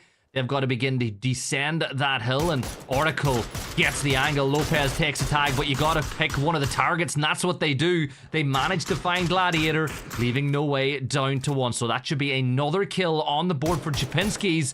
And they are inside the top 5 now with the chance. Oh my god, Lopez has just decapitated him with the Lynx. I mean, goes down with my last breath. I do stab at the Affinity now. Has a man advantage, 11 kills. They're just going to send it right into the face of Chupinski. He's trying to go for the res. This is bold. They've surrendered any form of control and defense. Jumps out. Affinity tries to close it. Do they get there in time? Does get the knock onto 1. So 2v1. High side of it. Steps in. Gets the shots on Oracle. And Affinity with 13 kills pops off in a big way. What a performance from them. 23 points. Rockets them up the top spot as we get closer and closer to the halfway point. Toffees, a lot of people might not have expected Affinity to take that one going into this map, but boy, did they take their chances, and that's a big win. I got to come in, and I got to give a shout to Matchroom for ending that out with a Melville quote. A great summary, but also if we're talking about the Great White Well, I think that's what this is for Affinity. It seemed like an unattainable goal for them to get a chicken dinner in the first 2 games, and is going to set them up for a path into the top 5. And as that gets narrow and narrow right now, I think this is a really impressive, albeit important win for yet another team who just joined the lobby. Yeah, it's going to be like that, Matt. I think for a lot of these teams, they're moving in. They're coming in. They got to watch the action yesterday. They'll see what some teams struggled with, what they were good at. But I think the big thing for Affinity was we said yesterday, it's about winning the games that you're supposed to. There was so many times where Affinity were not supposed to win that, but they maneuvered around, they made chances for themselves, and other fights fell in the perfect way for them to take it. And boy, did they take that chance.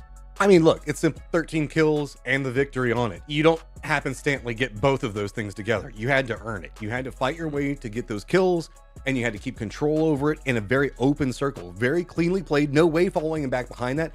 8 kills, high ground. Chupinski's also a good climb. 12 points for them. Rent Free, not going to necessarily be the happiest with only finding 5 kills, given how much they were fighting Toffees. I mean, it felt like Rent Free was in every firefight that we were watching since Circle 2, and then only managed to get 5 kills out of it. That's got to hurt.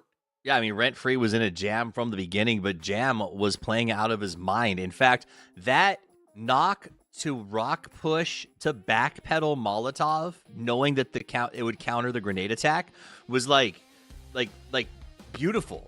It was epic to watch. And I think that sometimes some of our players in this league grouping don't always get the love for how smart they are, and they play the game in a very observatory way. So I love seeing that from him. Let's look at overall leaderboard though, because now with only 3 games left to play, it becomes very, very important. Affinity jumps to the top in 3rd place. Congratulations to them. They just entered the lobby, and here they stand. Very, very nice. New Gen and X10, 2 teams we expected to thrive and are continuing to do so. No Way also putting up some good numbers. The problem is once you hit that No Way down, it is very, very tight.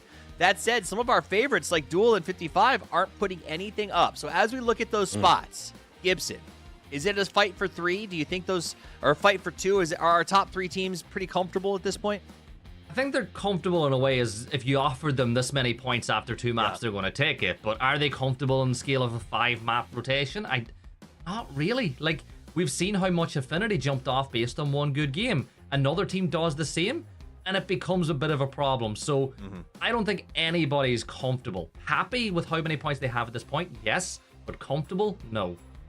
Yeah, but it is to the idea of now you only need to maintain yourself 2 or 3 points per game in order to sort of fill that top 5 position, because everyone below that has got to have a cracker of a match, right? 6th place is at 13 points, and that's where the cutoff is going to be. Now, slide all the way down that list to some really big hitters when we talk about 55, a regional partner team.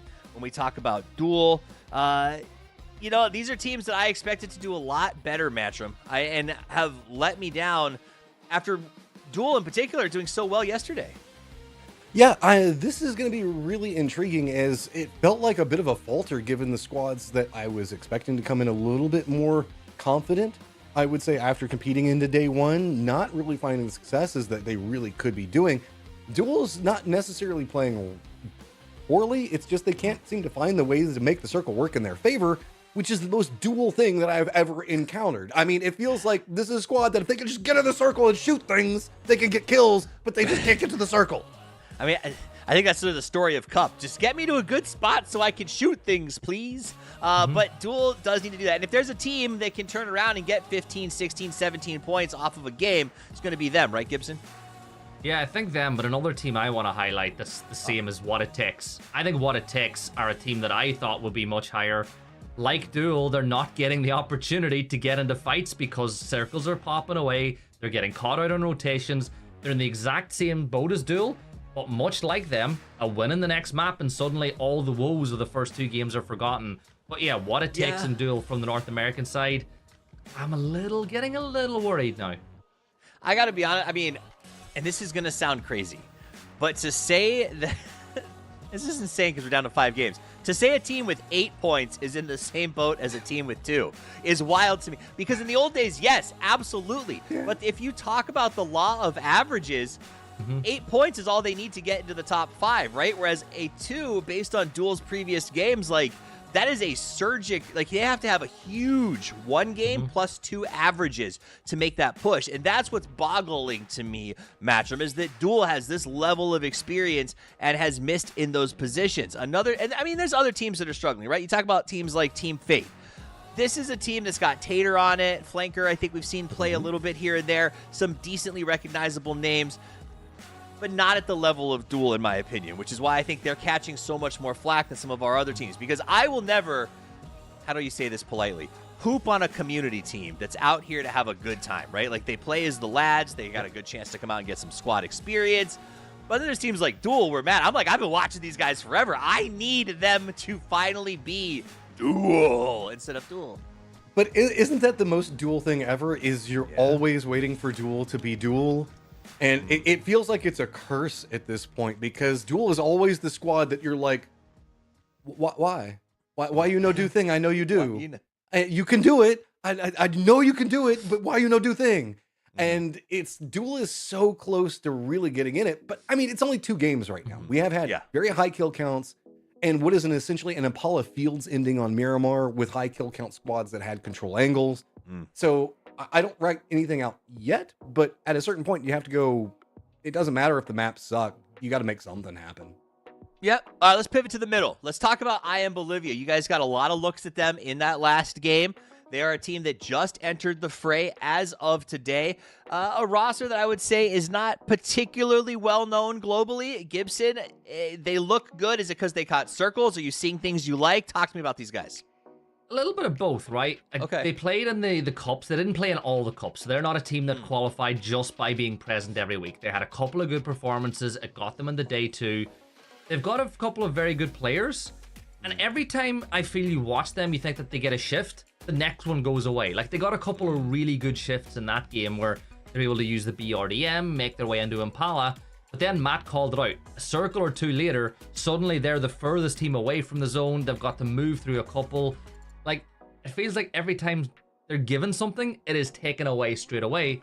But it's not been a bad start, right? They're doing okay through 2 maps. I mean, if you are a team of, and I hate to say unknown because it seems insulting, but remember, we cast things like PGS and PGC, right? We're used to seeing the top 64 to 120 players in the world. So when we say unknown, we just mean at a global level. To see them step up and play really well, a team that are names that are not super well recognized, is always exciting, because the thing that I look for, Matt, more than anything else is the future of PUBG, the up-and-coming players, the ones who haven't gotten their flowers yet.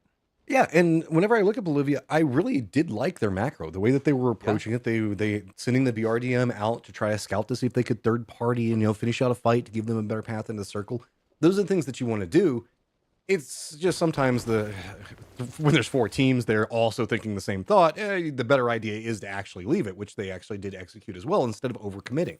So you can see a lot of these squads, they've got the fundamentals right. They've got like a little bit of an evolution on how they want to approach the circles. It's the polish. The polish is what gets you in whenever you've only got 5 games to play. It's whenever you know how to really navigate a really crazy circle and you've got like this one dip that you've practiced and you figured out how you want to handle it. That's where you succeed. Now, another team that we have to talk about because they're a regional partner team that has been struggling to get their feet under them, Gibson, is 55. This is a team that has a unique roster. You sort of implicated maybe a tough switch to TPP. I was hoping to see more out of them today. Everyone is. If you've got regional partner status, a lot of teams in the lobby are going to look at you with jealous eyes, right? You get the free pass. You didn't have to go through the cups. You get here, and there's an expectation that you perform as well, and they've just not hit that level. If Conf got that with a pistol, I'd have been all over it. But back on 55. Oh my God, Conf! Yeah, I'm done. He did it. Gone. He's Keep it going. Conf is still going. The No chase way. is on Keep it as going, he gets baby. another one. Can he finish this? We're gonna in a minute hear from Carrick from 55 about their challenges, but you can't stop when Conf is on the chase. Look at this Come guy. on. He's got it. He's chasing them down. He's having to play against the trees now, and this is great. Last breath, they know they've got to get away, and he gets the third one. Conf, you madman. This is like watching, you know when you play single player games and you've always got that mission when you're on a bike with a gun just shooting endless enemies? He's just done that in a multiplayer lobby. All right. So as we watch the flushes, I think we can maybe check in with Carrick from 55 in just a moment because Pest just made one heck of a play that people will be talking about for a very long time. That was awesome. I'm just astounded. Again, it confuses me. How did this squad only get 7 points yesterday? I don't understand. They're so aggressive. They understand how to navigate. They understand how to play this so cleanly. Whenever it just comes time, K-Mine and Conf can absolutely demolish a team. And they're not done yet. Here we go. We got 55. Let's get a little bit of a setup and listen into what's going on with interview. I believe it's going to be Carrick. A gente teve boas oportunidades de pontuar bem, de classificar, e eu acho que a gente deixou passar entre os dedos, sabe?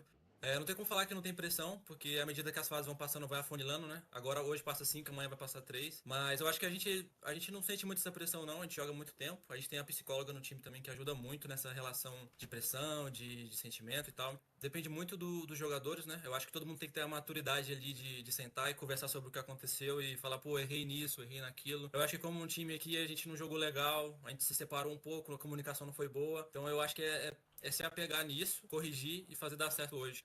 Cara, eu acho que o nosso time, ele tem agressividade muito forte, a gente tem jogadores muito bons de bala, então com certeza a agressividade vai ser uma tomada de decisão que a gente vai ter que tomar hoje, porque a gente precisa pontuar, e quem não pontua, infelizmente não chega no top 5, né? Então, eu acho que um pouco dos dois, pezinho no chão, misturado com agressividade.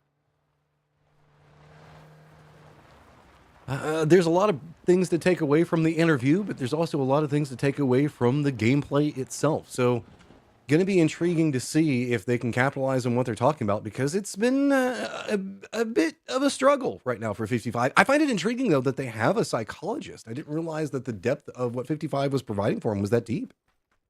I think that a lot of teams in esports now are going that way. And like I said, did I think 55 would have one? Not at all. But should they listen to what that psychologist has to say? 100%. And I'm glad that was brought up, Matt, because I was actually speaking to a sports psychologist recently and they were talking about sports and esports. And this will sound like I'm rambling a little bit, but they were talking about... Oh my God, I'll bring it up in a second because Jam is just about to delete Dreams from the lobby. Or maybe Dreams going to get him back the other way. He makes him pay. And that's a kill on the board, but here comes the rest of Rent Free. Get your kill confirmed. Dreams, is he going to get it? He does. Oh, he's still alive. No, he's done. No, he's done. This has just turned into a complete and utter mess over here as Collector decided that they were going to mess. Well, I guess Jam technically started the mess with, but now it's just turned into a full-on duel over here. Red Rider riding right on top of Rent Free. Honey Badger getting the shots. Now it is just one player up for Collector as they are just going to be headed to the hills. Rent Free finding those points early this time. Yeah, getting the points on the board, and Collector, they'll have to run away with their tail between their legs. Only one kill to show for it, but a point is a point. It's better than nothing, but we'll see where they go. You want to hear what my cool story was again, Matt, or is the moment gone? Sure, go with it. So you were talking about the psychologist, and he was basically saying, when pro players or players aspiring to be pro start off with a game, they've got what is basically called conscious incompetency. They're conscious about everything they're doing, but they haven't got the competency in the game yet to get there. And as they get better, they become consciously competent, which is where you're good at what you do, but you have to put a lot of thought into it, and you're overthinking everything you do. And then you get to the top players, you know, your Shrimsies, your Tiggleton. You would say they're unconsciously competent, so they don't have to think about stuff. They're just able to do it, and it lets them focus on the macro side of things even more. And I think a lot of the teams in this lobby are in that consciously competent side of things. They're all really talented, but they have to focus so hard, and the more you focus, sometimes the worse it gets. Hey, I've seen everybody, even on the international stage at PGC, run into trees while they're driving. So there's a little bit of conscious and unconscious going on between the two of them, no matter how high up you go on the scale. The trees attack us all is for Earth just praying. It's okay. It's Chapinski. It's not rent-free. They're not coming for you, for Earth. You're fine. It's okay. He's nervous, though. Look at him. He's like, please no. Please no. Just drive on by. There's nothing to see here. He might even get back and be able to get his teammates because rent-free have abandoned it. So, oh no. NA on the other side of this honey badger. Do they sniff this one out? Looks like they were kind of scouting around this. Are they gonna go for the res beacon? New Gen All-Stars. They're playing it patient. And honey badger's not gonna take it. I don't know. No, maybe they're rounding back into this. This is a very awkward rotate. I don't know what's going on here. Yeah, this is a strange one. It's like they're scouting it out, but they're not fully committing, and then eventually they bail away. So, look, you know that Spidey sense? I think it was tingling. I'm just going to say, guys, how do you want me to commentate logically, driving up in a buggy, jumping out of a buggy, jumping back in the buggy, looking at the buggy, stopping the buggy, rotating forward, backing back up? I don't know. It's like you could tell that they were like exactly what you're talking about. Spidey senses, something's not right here, and I don't like it. So continues on their merry way. Yeah, and I think that, you know, they'll look back at the VOD now and be like, okay, we were a lot closer to everything going bad there than maybe even we would have thought. But New Gen All-Stars, they're on 23 points. What did we say with the pre-show? Like 40 points was that 5th place cutoff. So they're just over halfway to get there. Now, whether or not we get to the 40 point as the cutoff is another thing. But I think they're really well placed, right? You look at the circle that we have. You look at the kind of rotate they're making in and the position they're in. I think they're well placed. And I don't think that they'll go too much, or they'll stop here. I think they might go a little bit further south, a little closer to somewhere like Busan Sa. But this first circle, very similar to what we had yesterday. It's going to be kind of intriguing to see as we've got X10 doing a very far wrap. Looks like they're going to go all the way across around Yongchan Bridge. We also have Infected that's going to be playing closer to the Fishing Camp Bridge. Duel is going to be coming in around Swamp near Hosan Prison. We see the circle down to the south pretty repeatedly. It often pulls either along that Songam kind of direction into those hillsides as it tries to leave a lot of these points of interest. So that area kind of in between Buksan Sa, Hosan, Songam gets a lot of attention, or just a very eastern shift that leads more over into Oyang and those hillsides. So it feels like most of the people right now are doing a more western lean, but most of it in the lower sections. Not playing into the high side hills right now, is it looks like it's just more of a preparation for rotate, and that's probably a good call, given the fact that the circle does go up next to Terminal with the fields around it and just a smidgen of Buksan Sa hillside as well.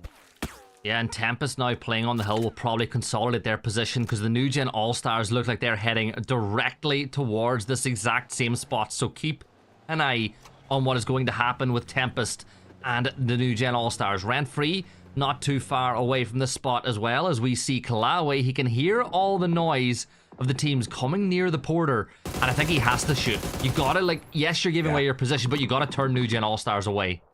At this point, the way that they're playing this single side's too strong. You've got to be loud. Even if you don't get the kills, you just want to keep control over this area.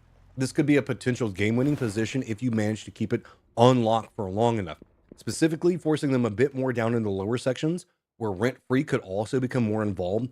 Big for them. Rotates that are going on right now is it's Duel going to be going pretty close to Hosan, but they should be pretty fine. Going to wrap around it. 55, as you can see. They're going to be rolling right next to, a little bit behind Duel, and that's going to be along Pest Control sight lines. No way is going to be on the other side of Pest Control, and Pest Control is going to be caught up looking at 55, so that's going to allow their rotate to be pretty easy. Very far over in the east, we've got Chapinski rotating very close to what it takes. Could be its own problem, but Pest Control going to keep those peppering shots over into what's going on with 55. Keep them right up next and comfy to Duel, so that way if either stop over, maybe a firefight will break out. Duel and What It Takes, two teams worth keeping an eye on as well, because it's not really been the start of the night. Like, Duel of 2 points, and if I remember right, one of those kills was a steal. Maybe two of them were steals on the very first map of Erangel, so they've not really got going whatsoever. Pest Control, another team not too far off that bubble. 13 points for them as Hot and Spicy keeps an eye on Karak, who we did hear from a little earlier, and I think he's just about got an eye. There we go. He had the angle on the tire, then it was moved, and here comes Injected. They're moving towards Wooly. Oh no! And he's going to hit the shield, and the shield slows down the BRDM, and that's going to allow Wooly inside. Yeah, but this doesn't feel good if you're Wooly. Well, maybe it feels a little bit better. Oh no! It doesn't Jumps feel out. good. The timing for Choppy was just perfect. He gets both of them. And all he had to do was hit the Panzer shot onto the BRDM, and all of a sudden, it's a very different story, but well played Choppy's by timing was good on Choppy. that. He jumped Choppy's great, out. So even if the Panzer had hit, I think that he would have been out of the vehicle. So he still would have been able to get the shot. But Choppy's nuts though. Like, I seen some big plays from him. Over on the other side, What It Takes are going head to head with Rent Free. Morns will find and kill Bizzler, meaning a number member of Rent Free is down once more. Morns though taking a ton of damage. That's going to be the signal for him to close the gap. Gats is here, and What It Takes are deleted. Rent Free picking up those kills, moving into the top 5, and What It Takes now go into the final 2 games with only 9 points on the board. Okay, getting something going here. Find some kills. Now they're going to have a path that they can use, specifically this hillside, to really get themselves kind of close to positioning, but that's going to put them around where we saw Tempest earlier. X10 has moved in just to the north of Tempest. 55, while they were rotating next to Duel, have found themselves pretty centered as well. Chapinski's playing the northern area around Buksan Sa. That's going to put the New Gen All-Stars going to be very close to them. AFI is going to be playing pretty close to that, and Circle pops, and man, it just really loves these terminal fields. It's going to be hard to control this one. Yeah, X10 rotated all the way from the north. They find themselves in a good spot, and it looks like they're racing against Injected for this compound. So Kalnix and Choppy will get there at the same time. The difference is Choppy has the BRDM, and it looks like he's going to turn tail. He's going to try to retreat and join the rest of the team, surrendering that spot to the members of X10, and I think that's the right thing to do. Like, yes, the BRDM is a tank, but a full team firing at it at once, and it's going to get destroyed very quick. It's going to be intriguing to see how the rotates over into the east and to the south happen. Is the way that this is going to be set. Yeah, Fate's going to be rotating in right up next to Pest Control. This is going to be the closer range skirmish, but over in the east, AFI is going to have to rotate next to the New Gen All-Stars. Chapinski is going to be rotating next to Rent Free, and Tempest is going to have some oversight. Yes, this has a lot of open space in the circle, most notably into the northwest, but it's just going to be those rice paddies, dude. And with some high ground still in play that Tempest is kind of playing from, and 55, those just do not feel safe. I wouldn't be surprised if we see somebody stretch really far all the way over into the west, maybe in the dips right along next to the water itself. As you can see, Fate doesn't even like taking this push into Pest Control's position, and I don't blame him. Nothing in this circle is going to feel comfortable to move into from this point forward. It's a really hard compound to push into as well, even with the grows in the back pocket for Timphy. So I feel like for Fate, a reposition, like you suggested, maybe going a little bit further to the west could be the right thing to do. Now, another team on the west that we spoke about, and we spoke about their like macro play and decision making. Let's pick it up because Oracle snuck on up. Affinity, Mizbo's going to drop. Ducky could be the next one to fall as Oracle's got the nade in his hands. Does a ton of damage. This is going really well for Chapinski's. Another knock as Ghost will be the next to fall. And Chapinski's, I'm so impressed, Matt. This is so much better than what they played in the Cups. This is an aggressive Chapinski's. I mean, they are just sending, like, Ghostbusters, yes, but they are just team busters right now. They are just murdering people.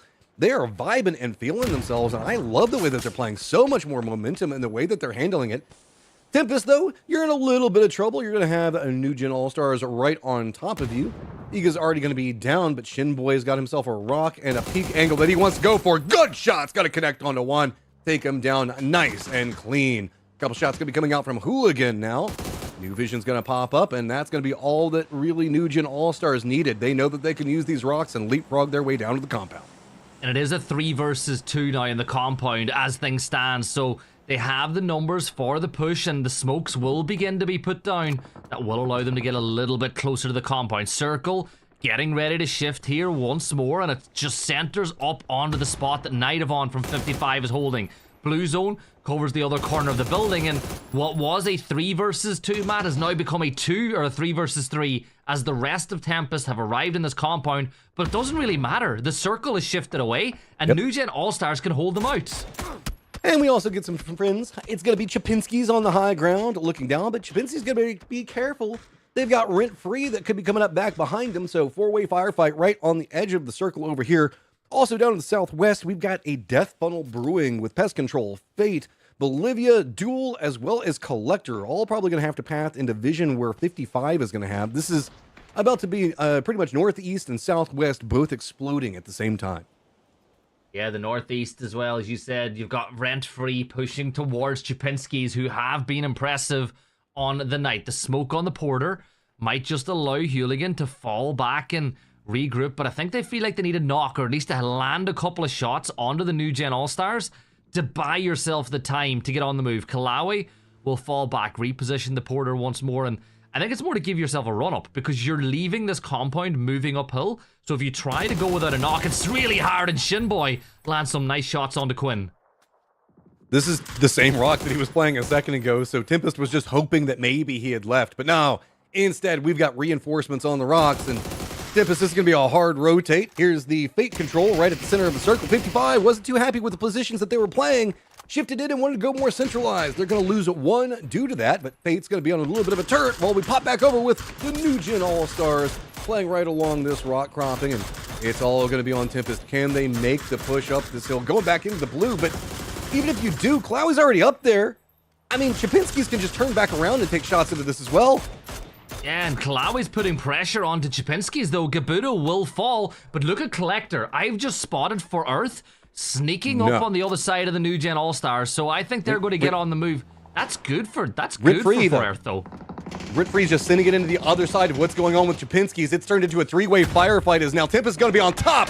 Turu doing a great job. Drops a nade right on top of Bizzler. Honey Badger peeks back up other side. Bouncing between. Nade lands right on top of Honey Badger, but somehow him and Gats are alive with a smidgen of health. Hooligan running down the hillside sees an opportunity. Chapinski's got to look back down at Rent Free, and Hooligan wants it. Reprieve finally happening, but back behind all of this, Chapinski still has Oracle and Luzera on the other side. Great job on Chapinski's just to hold it together. Blue zone up on top of him, but Rent Free has defensive lines now set. Peeks around. Luzera finds another. Yeah, he gets the kill confirmed, and the race against the blue is going to be on, but he's going to lose. Chapinski's fall, but they still hold 4th spot. Tempest move up 1 more position in the leaderboard. 12 teams left alive, and right on cue, Tempest will be the next to fall. X10 still alive and kicking. 25 points for them. They look to usurp that top spot away, but no way. In the battle with Pest Control, Comp takes a lot of damage. Lopez steps on over. A nade at the ready. Tossed over, Matt. This could be huge. Ooh, gotta be careful. Blazer coming up from last breath right behind it. No way. Big problem could mount for him as Pest Control can't really peek over the top of this hillside. A couple of smokes not going far enough. That's allowed No Way to get control over the top and go for the peaks for now. Pest Control now starting to be a bit more bold, but having to run right into the middle of no man's land. Collector does go down, does get spotted. So now how are we going to play this? Kmon tries to wait, but it's going to be nade right on top of him. Big problems as now Pest Control, hot and spicy, other side of it, trying to land onto No Way. Can't get it, nothing to be had.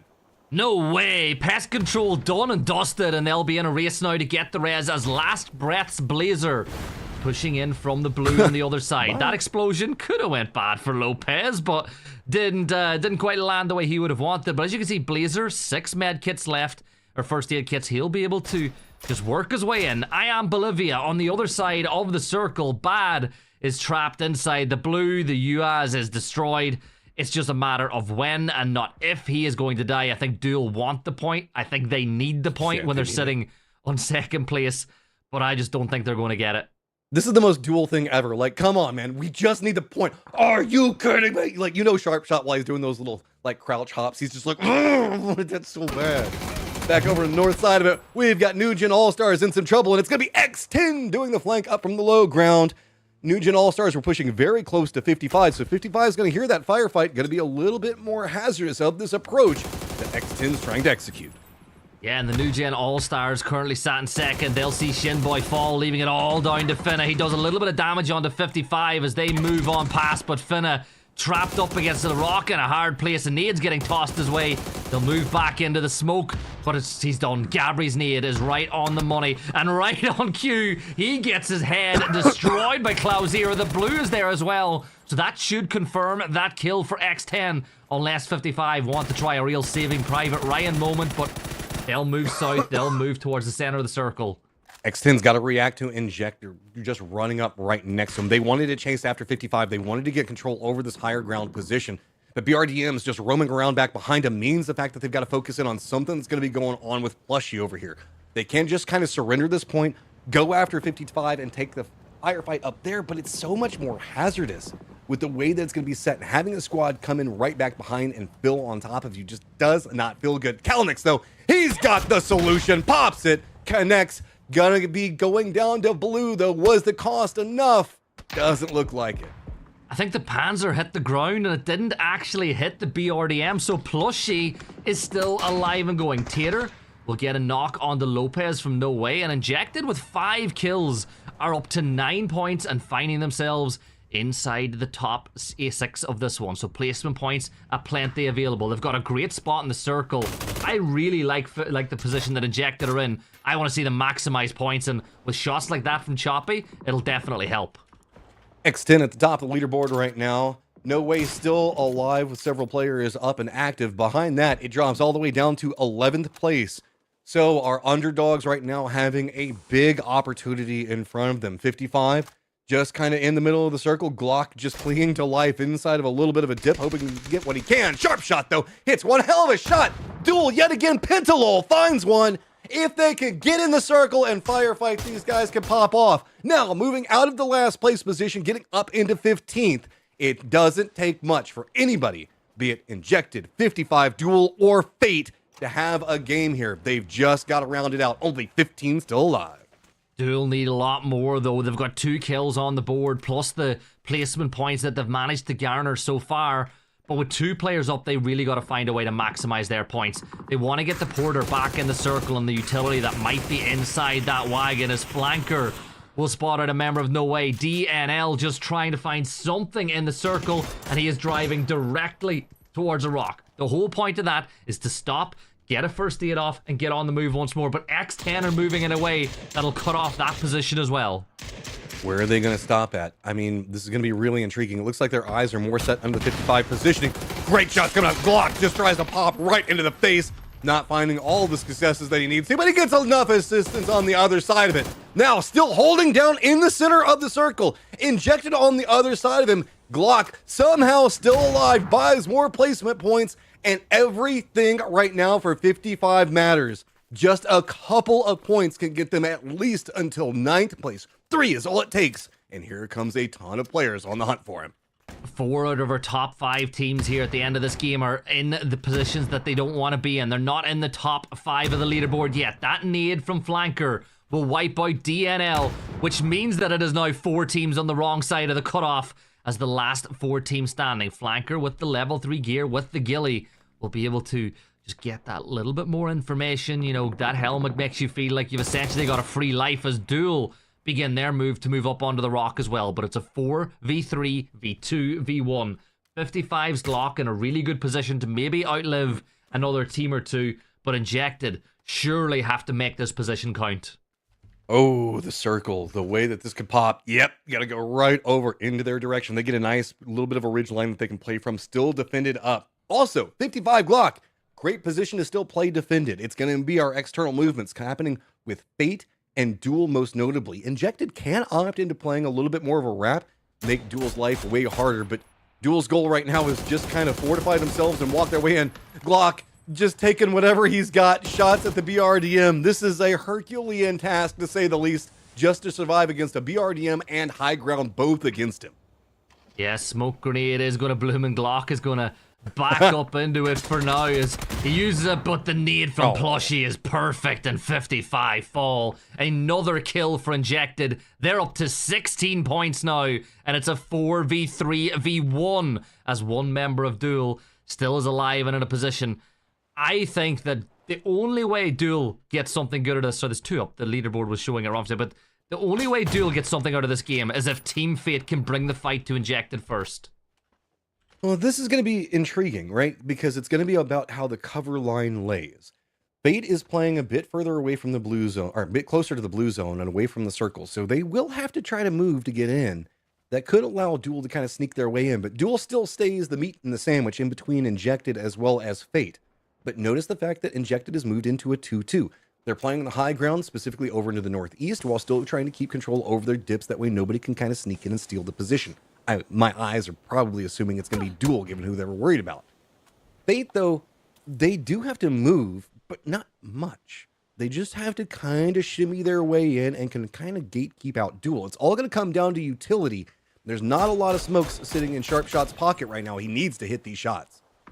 Yeah, and the player like Sharpshot is a player who can hit these shots as well, but Fate seem to be bringing the fight to Duel. The blue zone is right at their back and they need to move. Phase 7 is no laughing matter, and you can see they're in the Porter, they're on the move, they're going directly towards Stokely, and they're both going to get caught out. Flanker gets one, Choppy the other, and it's a 4v3, and a win for either of these teams will really rock them up that leaderboard. But look at this, the BRDM side of the duo instantly moves forward after Duel goes down. There was a pacing world where we saw Injected, leaving those two back, trying to defend against Duel, could have been outpaced in the way that this was set up, and maybe Fate could have got in position on the circle. But the moment that Duel goes down, the side that has the BRDM jumps down to where Glock was playing a moment ago, and now it's just all eyes on trying to hold back out Fate. Fate doesn't have an easy path into the circle, and Stokely's going to make it so much worse. If he can hit this, it's just going to be the icing on the cake for Injected, as they are presently in 7th and touching distance from what's going on top. But on top, look at the US. It's coming down. They at least get the knock on a 1.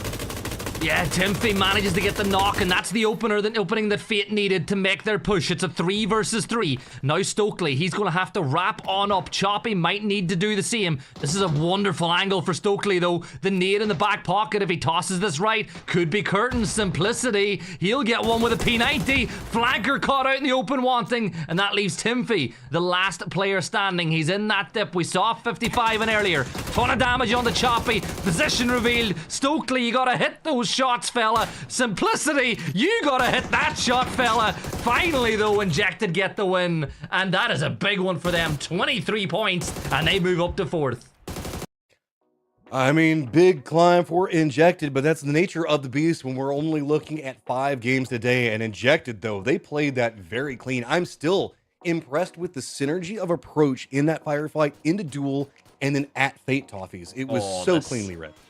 Okay, let's start out with a little bit of love for Comp. All right, he delayed the interview because this was so epic. On a motorcycle, taking aim. Remember, you can shoot from the... Not enough people carry sidearms just for that, but he goes ahead, makes a great play. They come out on top. Now, let's go back to Injected because they got this victory. I'm going to be honest, Matt. It was like they threw everything they had against the wall. I think there were mortars, Panzerfaust, BRDMs, Lynxes, P90s, M249. Like, literally, if it was a item of unique option, they got their hands on it. Hey, I mean, just figure out what works, right? That's the theme of today. True. Try everything and maybe something will work for you. And I guess whatever they tried ended up working out. I was also incredibly impressed with Glock and how long he managed to survive for 55 as a squad that really needs some points right now. Gibson. Yeah, I got to agree. 55 got some points, but it wasn't enough. Injected, the big winners. I said earlier, they're the fun team. They're the team that are in this, that are going to put the cat amongst the pigeons. They're going to have a good time. Those 23 points put them in a good position.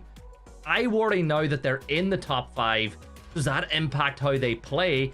And does it cause a problem when teams are like, oh, we have a real chance now?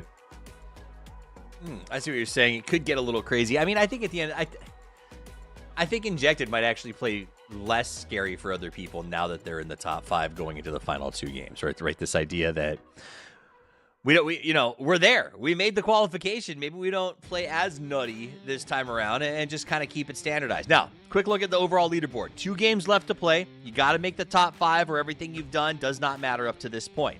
Well, that's really depressing when you say it like that. You got to make that's not true. You get tomorrow where you have to make the top 3, but the chances of getting through there are absolutely brutal. But the top 5 go all the way through. Right now, there is a bit of separation, but it's not as big as I thought it was going to be as we get ready for game number 4, which is going to kick off in a few minutes. Guys, this is very big. It's very important. There's only 5 games to play today. Our teams have to make a statement. They don't have to deal with the meat grinder tomorrow. When we come back, we're going to see who starts that process of punching their ticket to the final. Don't go anywhere.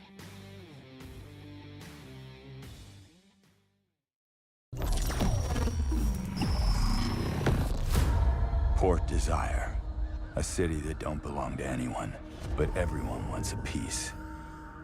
No laws, no oversight, just the jungle creeping back in, both the vines and the people. The mayor stepped in where the government couldn't. Said the city needed order, and they'd be the ones to bring it, keeping the peace on their terms. I walked away from it all, kept my hands in dirt instead of blood.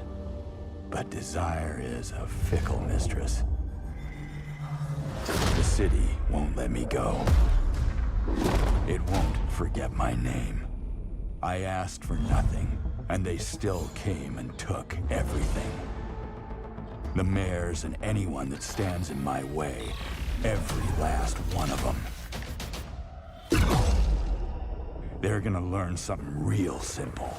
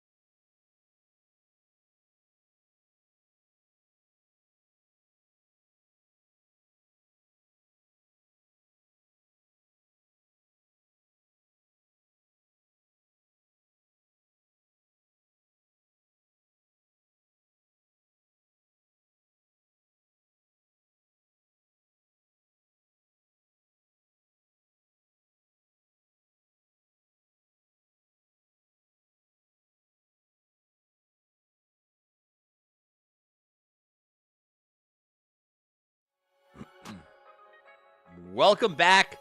It's time for game number 4 to get underway, and that means that now is moving time because it's already starting to separate itself just a little bit, Gibson. I feel like as we look at this top of the leaderboard, I was worried at the start of that last game that we'd have the 5 essentially done and dusted by the end of 4, but I'm glad a few teams stepped up in that last one.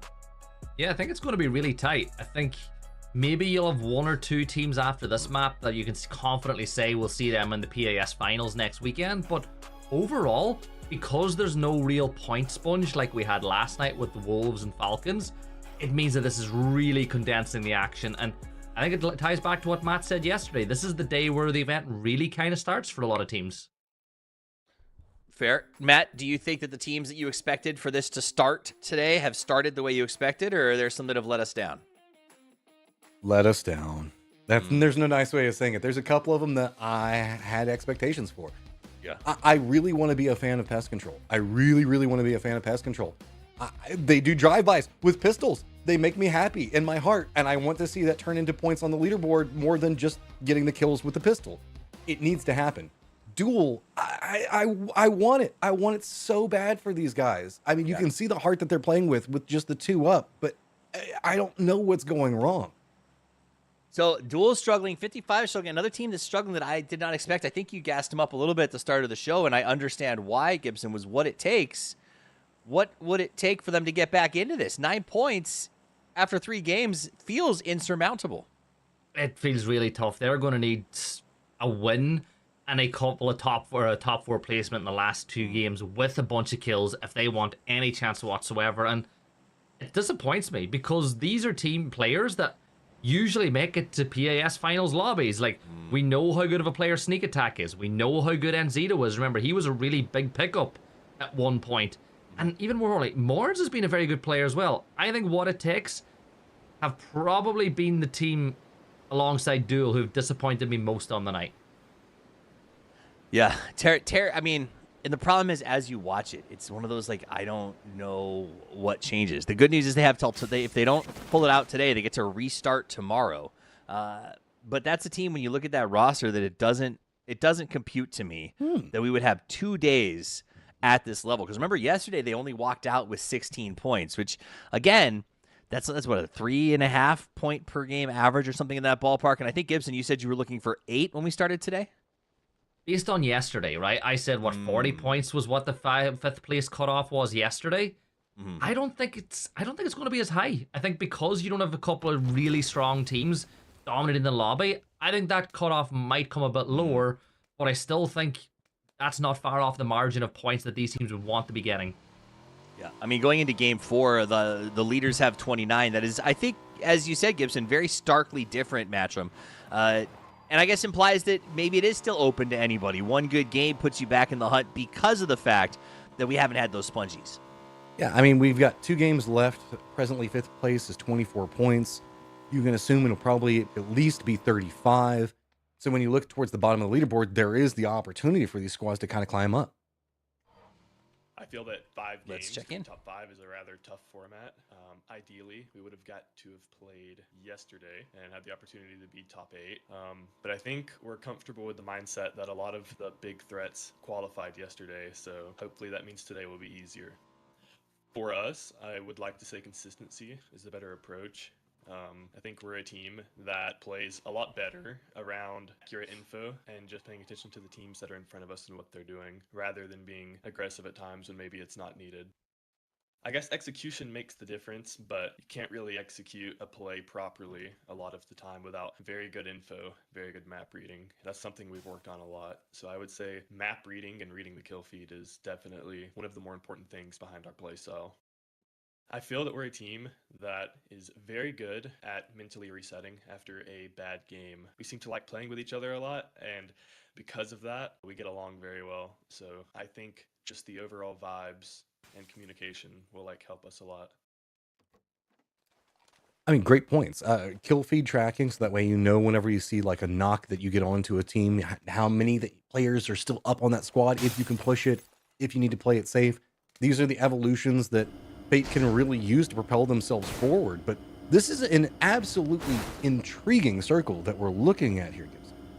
Yeah, way up to the north, you've got the river kind of cutting off the north section of the circle with the rest of it, and nobody is playing on that northern side just yet. But Matt, there was a couple of circles last year in some of the cups and inside of some of the PASs where we did go north of the river, and the circles that we got them in were very similar to this, and the teams that gamble early are the ones that get rewarded. It's a very intriguing situation whenever we look at Rayon. We don't usually go all the way up here. So for you guys that are kind of watching at home, we still have the river that cuts through the northern section, bypassing down next to where stadium's going to be at, stuff like that. That's led for kind of a bulwark of teams to start playing just south of that. Specifically, the north hillside on Test Track has Tempest as well as Collector they're playing over there. That is a very strong hillside to keep control for the later sections of it. That's why Tempest is moving into these points. You can see the high ground and the control that it enables over here. If the circle stays to the south, it's ridiculously strong, but Stadium is going to be on the flip side of that, and it's kind of hard to run down into that position if it does go more west. If it stays north, though, there's a lot of these little mini bridges that are set up, Gibson, and the path and the crosses. This is very deep ravines at some point. This is going to be a pretty brutal circle if teams do have to try to cross to go north. I want it to go north. I think that if you want to qualify for the PAS finals lobby, you got to get through some adversity, and a northern shift here would cause that for so many of these teams. Like, you look at the likes of What It Takes. They dropped in Stadium. They're probably thinking they don't really need to move anytime soon. You know, you got to say the same for the likes of Chapinski's. They don't need to move from the position they're in, or at least they shouldn't, for a long time. The problem is all the teams in the south. Like, have you seen how many teams are on the far southern reaches of the circle based on the flight path that need to move up? Like, Affinity, Injected, Team Fate, who we just saw speaking in the meanwhile about how they need to be consistent. A lot of teams have a long way to go to get in. Tempest doing control over their hillside right now. It's going to be Abdu that spots out a rotating no way right down below. They just jump out. Gladiator denies that instantaneously. It means Clowey's going to have to run, and there is not a lot of places to run because Tempest wanted this hillside. It is strong, but there's a lot of other squads already set up. New Gen All-Star is over here now. Collector, like we were talking about just a moment ago. No Way, of course, and Chapinski's, who have been incredibly impressive. Chapinski's just a couple of points out of our top 5 right now. Yeah, Chapinski's going pretty good, and they've been consistent, right? You saw the interview with Fate. They were like, do you want to be aggressive or do you want to be consistent? Chapinski's have been consistent. They didn't get here by winning a map. They didn't get here by coming in second or third every game. They've just been picking up 3 to 4 points or more every single game and just being able to grow. Kalawi, does he make a good... No, he makes a terrible bush. He makes a terrible bush. Oh, Clowy. I mean, at least you went out with style. Is it style? Is getting run over while you're prone in a bush style? I mean, he did get booped pretty far out of it. It's enough to amuse me. I wouldn't give him style points for it, but I would give him at least respect. He tried to figure out a way to survive. Yeah, he went prone in a bush. The day one PUBG master plan for so many people. Louis Zera has just removed Quinn from the lobby and made it look like it was nothing. The M16 will ring out with the AUG. Gets that kill on the board. Chapinski's, I said consistency. They're getting another point. Hooligan trying to revive. Man, Tempest are finding this really tough. Tempest has all of the right ideas.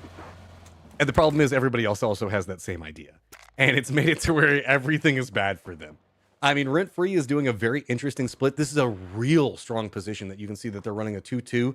They have X10 next to them as well. That's going to be a full 4-man that's playing into the north, trying to get river control. But this Rent Free 2-2 split gives you so much control over both sides of how this could go. You also do have a pathing, if you do need to regroup off of it, that can kind of play alongside of each other. Very great place to play from. And that's kind of why Hooligan was eyeing it. I don't know where he goes next because it's going to be right into duel if anybody. I mean, he could stop off and maybe go along this bridge in front of him, but if he goes any further, it's going to be bad. He's crossed the bridge. Looks like he's going to go north, and the further north he goes, the better it might be for the team. Team Fate, they lost their dad buff. We're just waiting on him to get back inside the lobby. That's probably why they're waiting here around Test Track. But Team Fate, 12 points. They spoke about consistency. Again, it's players that we know. You know, we've seen them in scrims for a few years. We've seen them playing on some other rosters. They're not too far away, are they, Matt? 12 points. They're 13 points off 5th. Like, yeah. This is the game they need to get going, though. Well, this is also an interesting situation because Fate has a player in Tater all the way to the north of Test Track. The other players are playing to the south of it. we still have a full squad in Bolivia that's playing into Test Track, and now we have Last Breath also getting on the outside of Test Track. So this is kind of an interesting situation. Last Breath at least pulled away from it, but that's going to put him next to Affinity. X10 playing that northern area we were talking about a second ago, and Hooligan is all the way up in Rayon, so he should be safe. Yeah, as I said, the further north he goes, the better. And the further north you go, you know there's less likely to be people there. Arv, he's going to take Ghost out of it as he is caught out on the drive-by. That kill will be confirmed by Last Breath, just their 7th of the night so far. And Affinity, sitting in 2nd place, don't really want to be losing players too early and fighting from disadvantaged numbers, but they have got a nice spot, I guess, that they can play for the next little while. And here, yes, they're just a 3, but a home is a home, and you got to make do with what you get as we get ready for that next zone shift. It's a very interesting compound, too. It's very dynamic and a bit hard to control. Circle actually does favor it, puts them pretty much due up center in the circle. Last Breath, do you want the compound bad enough that you turn back for it? New Gen All-Stars already in a great point collector after getting that high ground that they fought for just a little while ago, or I guess usurped that kind of new way also fought for as well. It's intriguing to see the setup over there. Collector is going to be very rewarded for their positioning. X10 is going to have to wrap, but you can see Rent Free should be able to regroup. Notice to the west, though, we've got Injected and Duel, both having to wrap around Stadium into a pretty open area down to the southwest. Mizbo from Affinity, just putting Red. He's going to get there eventually. Red has been trying to climb that ridge for so long. Eventually, he might just find the pixel, the little box that he needs, the polygon that will allow him to vault up to the next point. Pest Control currently sat inside 10th spot. They're another team that are quite a ways, or not too far away, but in the grand scale of things on a 5-map deal, they're quite a ways away from the top 5, right? 13 points can seem like a lot to get, and we'll see how they go. And what do we make of this update, right? Obviously, it's the 9th anniversary. We've got this nice little updated patch of the map where we celebrate it. I like it. I always love whenever they bring little map dynamic areas or map specific areas to celebrate the anniversary of the game. Chicken diners, all that other stuff. It's always fun to see. Collector has bumped into a No Way. This is the fight along that hillside for control of high ground dominance. Looks like Collector's doing a good job on keeping it on lock, though. No Way, how bold are they going to be about trying to slip into position? Zuko is on the other side of this one, so doesn't want to over push this. So Mixu just going to kind of wait. See, here's the vehicles rotating away, and that's all that they really wanted to hear. No Way is now going to be playing the lower section, puts him closer to X10 as well as Chapinski. That's 2 pretty aggressive squads on the day. Might be a problem for No Way's future. Yeah, No Way currently sitting 4th spot. Want to just get into the game a little bit deeper, use the placement points and the kills that will come with it. Continue to increase your lead. I Am Bolivia's Nazira. He's just on the edge of the circle. He hears Dad Buff moving this way. He's rejoined the lobby. He's in. Oh my, that's a big knock for the side of Team Fate. And for I Am Bolivia, that's a big help as well. They're all the way down that leader in 8th place.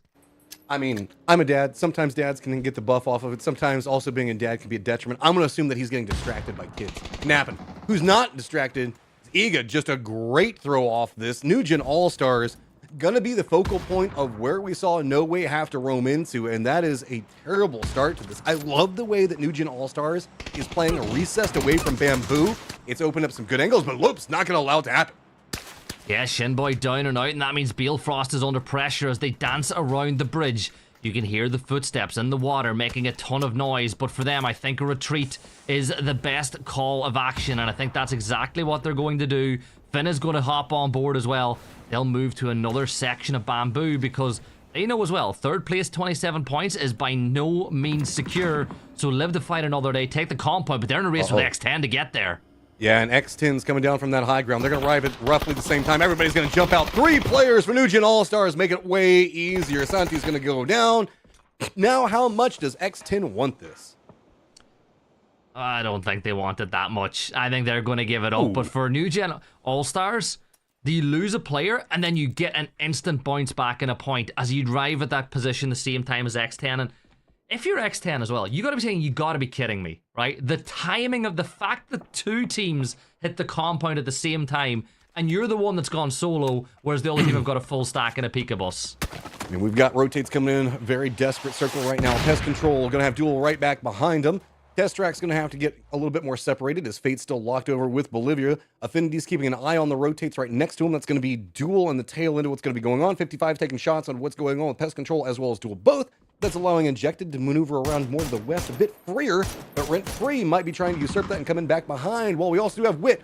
Wooly doesn't have any options, so he's got to run right up next to Pest Control. This is going to be on the outskirts of Bamboo. Not a lot of cover to be had, so I'm willing to bet a lot of this Bamboo is about to be knocked over. I think this could be Duel's whole qualification on day 2 on the line now with this push inside of the edge of Bamboo. Like, you get up close to the rock, you're not going to push deep inside, and I think that's the right thing to do. Is on the drive-by, Badger will catch out Marcis. Gats, though, is going to get traded back by Stokely as we have 3 teams going toe-to-toe on the edge of the zone. Free Rent, or Rent Free, I guess. I can do that mix up every once in a while as well. They have 1 kill on the board, but Injected are looking to extend and maybe increase their grip onto the top 5. Bizzler making the push onto the top of the hillside. There's another one right up in front of it. Spots. Good shots coming out from Bizzler. Easy not coming out from him. That'll be a reprieve for the rest of the squad back behind. Give the time for the res to come through potentially. Up on the other side of it, Injector trying to respond, but Bizzler just doing a great job of keeping control over this hillside. Blue zone's coming in back behind him. They don't like it. They didn't get enough fast enough. So instead, they've got to send it back more into the east. 55 is going to have a little bit of control over this angle, though. Make it dicey for him as the Bamboo Rock's getting some attention. Yeah, that rock can be such a powerful position as well, and they're going to surround it on 3 of the 4 sides. Joshy playing above, and you've got the other teams playing below, and they're another side that need these points. But I like what the players of Rent Free did there. They got the kill. Bizzler unfortunately couldn't get the second knock, but did enough damage to allow his team to retreat, move into the zone, and get all 4 players back up and alive and in the game. And while all that's been going on, Slabby is inside Bamboo itself. He's sending mortar strikes up into the air. Is Pest Control the target? They are, and that's close. That is a hard shot to arc it over onto the angle. Look at the way that the rock cropping is set. See, Pest Control were trying to lean up to it for some cover. They still got some damage. The problem is with Bamboo, I don't know if they really saw. I don't know if No Way saw the amount of damage or how close it hit. It's really hard to get good vision on it, so kind of tossing over the top is Bolivia. Where are you even going? That's not the angle for it, but Gluzera goes down. Finna hits the shots and opens up the door for Bolivia just to land on them. Oh no! What? The Panzer from Franks leaves a wall of bodies on the floor. Kalnix is going to stand there as he fights with I Am Bolivia. The last player, though, he's going to peek in. But X10 are deleted. Ooh. But credit to X10. He got a few confirmations in there. And I Am Bolivia now, they're going to have to rush to get the other 2 players back up. I mean, if they have the time. The question is, Nugent Nugent All-Stars do...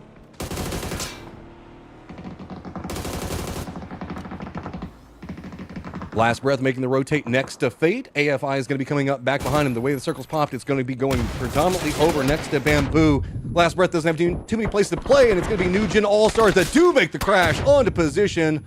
Bolivia goes down, but it was a valiant fight coming out from those guys. Nugent All-Stars find themselves a home. Yeah, 4 kills on the board for them now as well as they move to the top spot in the lobby, and more importantly, they find themselves a home just on the edge of Bamboo. Fate, they're trying to push in through the middle of all this as well, while Rent Free, Matt, they're just going to take a break. They're going to try get a res off, take a break, get the health back up, get a few first aids, but they eventually need to make their move into the zone as well. Yeah, this is going to be complicated, given the fact that Bamboo is, I mean, it does have some vision blocks, kind of, but it's just the Bamboo that can be blown apart, so a lot of these squads are just kind of hunkered down next to each other in dips with some mixed sightline problems. Nobody really wanting to push through the Bamboo at any given stage right now, given the fact that it's 46 still alive. It's just about control, and No Way has been here for a while. They still have tons of ammo. Utility's holding strong, but they're going to have to keep their head on a swivel the entire time to keep this under control, while to the south, AFI's got to move, Collector's got to move, 55's got to encroach in, Last Breath's trying to hold out Injected, and Wit's still playing on the outside as it's going to be Arv right on top of Injected. Yeah, he's got the ace at the ready as well. The extended mag, 40 rounds to work with. Going to target the first one, gets the knock, and now his position's revealed. He gets the kill confirmed, but he's instantly traded back the other way. Simplicity's got Blazer in his sights. A Molly thrown against the rock. The flames will bloom and spread, and that should do a ton of damage onto him as well. But Injected were not ready for that. And on the other side of the coin, Rent Free, they've made their push, and they're joined by 55. Defensive positions. Honey Badger's got himself the shotty, waiting to see if anybody goes for a more aggressive peek around. This is right on the edge of the zone, so this firefight's got to finish fast. 55 playing the aggressor. Glock yet again popping off for his squad when he needs to. Honey Badger goes down, but around the outside, a couple of dual shots making this dicey for both squads. Rit Free has to step away from the angles. It's just too strong on one side. Carrick gets the shot off with the Panzer Pals, and full regroup coming up from 55 as they just push right into the face of Rent Free. Gats the last one up, and 55 taking the compound fast. But is it going to be Gats lasting long enough to make the blue zone do the work he needs? Peeks around the corner, does go down. 55 still has 3 up, but got to contend with Duel next. Yeah, big points there for No Way, but as you said, Duel can now gatekeep them as the Blue Zone's Phase 5 is closing the gap. There's no jammer pack on the back of Gabri, so he cannot ride the crest of the blue for all that long. And for Duel, this could be the moment they need to kickstart their tournament. 16 points for 55 after that squad wipe, but they gotta move elsewhere. Look at this. What sort of a standoff have we got going on here? Dad Buff has dropped everything. Actually, he's not dropped it. Is this him coming back from a This is him coming back again. Third time the charm. Look, he's all sneaky now. No. Shh. Just get over to the crate. Like, he's trying to squeak over there. He wants it so bad. For Earth, just keep looking ahead. Don't worry about it. If he can get over there next to the crate, he just might look like a dude that's been shot, as well as being able to get his tools together. And For Earth has got to be focused in on Duel. This is just a carryover. Oh no, the cover's going away. The bamboo. It's not giving him what he needs. For Earth goes down. And is the car going to provide him cover? Oh my God. He can get to a crate and cover. Dad Buff, it's your time. It's your time, my man. I have never seen the likes of this before. He manages to get the crate, he gets a gun, he gets some meds, and he is going to give Team Fate another opportunity to pick up some points here, Matt. This is so good, and nobody knows that he's there. That's the key to what's going on. Oh, never mind. Oh, Duel sharp shot, the ruiner of fun. You're a little bit hurt by that one because you want Duel to get points, but you also wanted the survival there for Dad Buff. Look, anytime a solo tries to pull out a sneaky play, I want to be excited about it. 55 riding their ship over here. They manage to jump past Duel and get into the circle, but now they've got to deal with Wit. Wit's got their own problems. They've got Blazer that's back behind him. The other player for Fate, just trying to play right up next to Balefrost, and I don't think Balefrost has any idea how mean this fence can be. Oh, yeah, he does. Never mind. Okay, Fate. That one wasn't quite as good as sneaking up to the exploded car.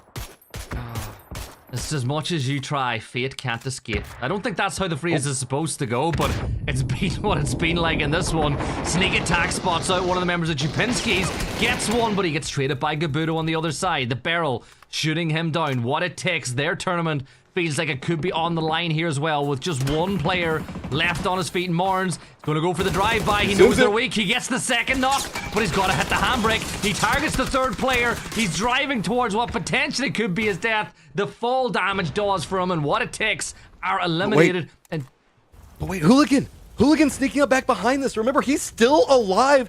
He spots out what's going on with everybody from Chapinski in front of him. He gets a knock on Luzera and manages to pick up a kill. That's a big point. And now New Gen All-Stars have a new path into the circle where we can see 55 trying to defend up against Pest Control. Circle pops and it stays near Bamboo.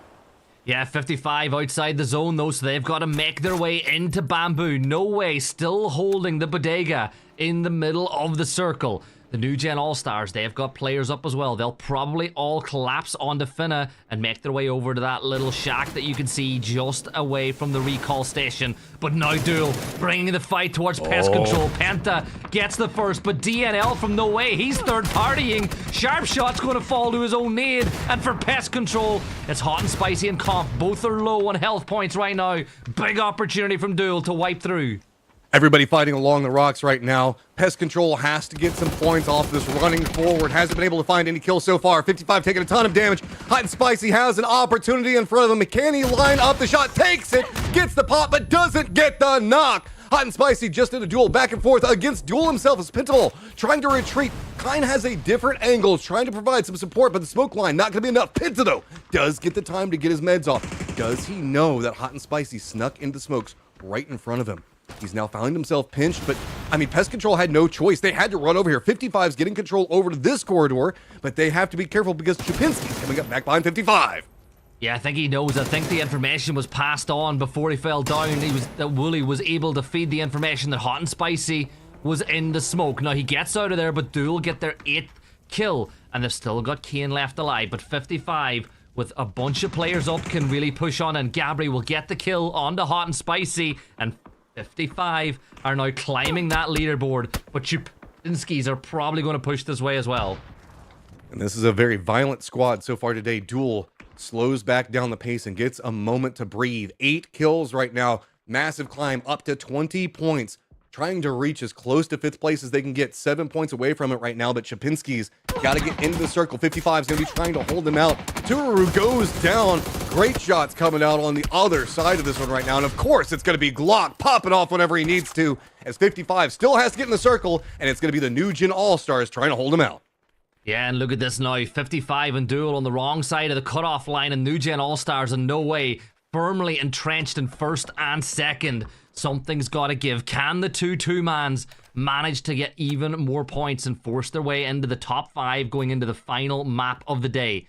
55 have the blue at their back. They're the ones that need to make the push first towards Duel. Duel just need to land a couple of shots, but it looks like Glock has closed the gap. Finna is trying to provide some cover for his North American friends, and Penta will get the knock. He's traded back by Nightavon. He's inside the blue. Nightavon can't confirm that kill onto Penta, and the blue zone should do for him here. He drops down to 7. He gets the first 8 off, but that'll allow time for Kane to get Penta back on his feet. Nightavon trying to creep forward right now. Blue zone so far away. Just a matter of if the peak comes around, and the Molotov is enough to put in the work. Other side of this one, No Way, who's been playing Bamboo for so long. 7 kills, still surviving all the way to the end. Can they take it to the finish line as New Gen All-Stars? It's number 1 and number 2 against each other, and whoever wins this will be at the top of the leaderboard. Whoever wins this is guaranteed to be playing next weekend. It's as simple as that. Both might even be there for now, but you look at the numbers. No Way, they've got the benefit of that. They've also got the terrain, and you said it, the Bamboo, it's terrain that's destructible. There's nothing really to do. Maybe if you can get close and go prone, you can hide your position, but you feel like No Way are holding the cards at this point in time. There's so many cars that are just wreckage strewn across the circle right now, providing odd bits of cover here or there. You can see that No Way is very concerned about the hillside that New Gen All-Stars are playing from, but Crate did land. It's like New Gen All-Stars wanted to try to get their armor in a bit better position, so good shots coming up from No Way, making sure that that armor helmet doesn't stay too strong. Then it is still outside the circle for New Gen All-Stars as well, and this is going to be intriguing. How many more smokes, how much more utility do they have to fight their way into the circle, as it is a very entrenched No Way. Yeah, the smokes, as you can see, there's none left for Bale, so he can't really create any more cover for himself, trying to get a knock on to Slabby that might just open the door for a move. A nice headshot landed there as 2 members of No Way take damage, and a crate has just landed right beside the New Gen All-Stars as well, so another level 3 helmet, even more level 3 gear, and that might be what they need to push on in. And looking at it, don't quite know what weapon was in it yet. It doesn't look like Finn is interested. That tells me it's probably a DBS. Oh, great shots. Finna instantly punished. Billfrost uses the shots coming at his teammate to jump ahead. Manages to get up the shield just narrowly. Took a lot of damage. But any foothold that we can see New Gen All-Stars get is going to be a success. Car's gonna flip, take out the shield. Billfrost has to retreat. He goes down. That is a terrible flip of the car for New Gen All-Stars. Yeah, that did not go the way they planned at all. And now it's a 4 versus 2. No Way hold all the cards even more. So Iga trying to wrap on the other side. Finna the same, and Iga's nade is going to fall on top of himself. This might just be a denial situation for the New Gen All-Stars. They're hunting the final kill, but it's going to go down, and No Way will take the win, and that should put them in the top spots. I mean, respect, man. No Way held this for so long. Ridiculous damage numbers. Toffees, respect where respect's due, dude. Yeah, I mean, there's no way they were letting that go. Came out with a big win, and I think it was about getting feet wet on the 4th run. Remember, as we go into this game, No Way wasn't where they wanted to be. They were in 15th place. I'm sorry, they were 15th place yesterday. No Way doing much better today, but at that point where I think you have to find those numbers. Now, the question I have is, can teams from yesterday who struggled so much, have such a huge growth. Really, to go from the bottom to the top is very impressive by no way. Is this a symptom of a couple of good circles, Gibson, or is this like these guys are just ballers and maybe it's turned on? Well, you're not really playing against the likes of Shrimsy and, you know, H-Wind, Wolves, so it does make it a little bit easier in some of these fights when you get rid of 7 of the best teams in the Americas, 8 including the Athletes of Christ. So it's no surprise to see teams performing a lot better today than yesterday. What is surprising, though, is it's another day where the South American teams are really come out on top. Yeah. Well, I mean, it's surprising, but it's not in the sense, Matt, you know, I feel like the last 2 years has been all about South American grow up within the Americans region. Ever since the combining of the regions, I feel like it has been a slow and steady push for South America to say, yeah, we're here, we're strong, and even if our servers aren't always the best, we're going to win anyway. And I'm very impressed with them these last couple years. Yeah, I mean, respect. They're a great climb up for them. Good performance inside this last game. 55, finally finding some big points for themselves. Duel as well. Rent-free walking away with 5 is all right, but Chapinski's staying consistent is, I will say, a pleasant surprise.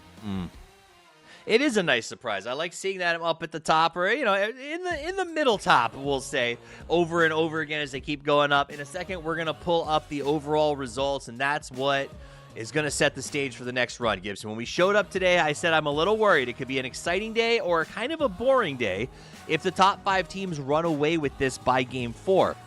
After that last match, with teams like 55 Esports coming in and saying, hey, we're still here, guys, and Duel as well, a reminder, this is far more cracked open. Let's look at it, and I'm going to get your take on how far down the board people are still in it.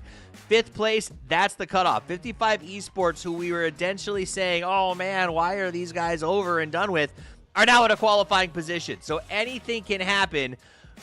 Gibson, what are you looking at in terms of where can I stop expecting people to push through? Where's the cutoff right now? Well, what are we saying? The average win, you'd say, is 17 to like 23 points. So in reality, everybody down as far as Collector technically could be still in with a chance. Like 5th place is 27 points.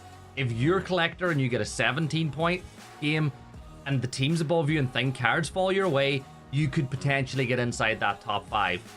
I'm going to say, though, realistically, I'm looking at maybe Pest Control as being the one with a real proper chance. Anyone below that's going to take a really big game and a lot of things going their way.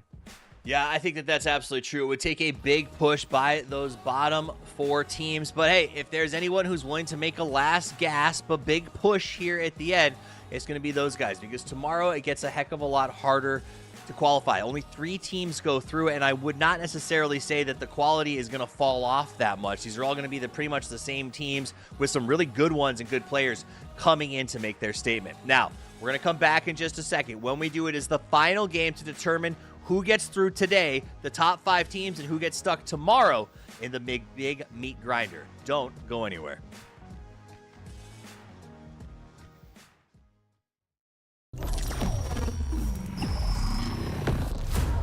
Port Desire, a city that don't belong to anyone, but everyone wants a piece. No laws, no oversight, just the jungle creeping back in, both the vines and the people. The mayor stepped in where the government couldn't, said the city needed order, and they'd be the ones to bring it, keeping the peace on their terms. I walked away from it all. Kept my hands in dirt instead of blood. But desire is a fickle mistress. The city won't let me go. It won't forget my name. I asked for nothing, and they still came and took everything. The mayors and anyone that stands in my way, every last one of them. They're gonna learn something real simple.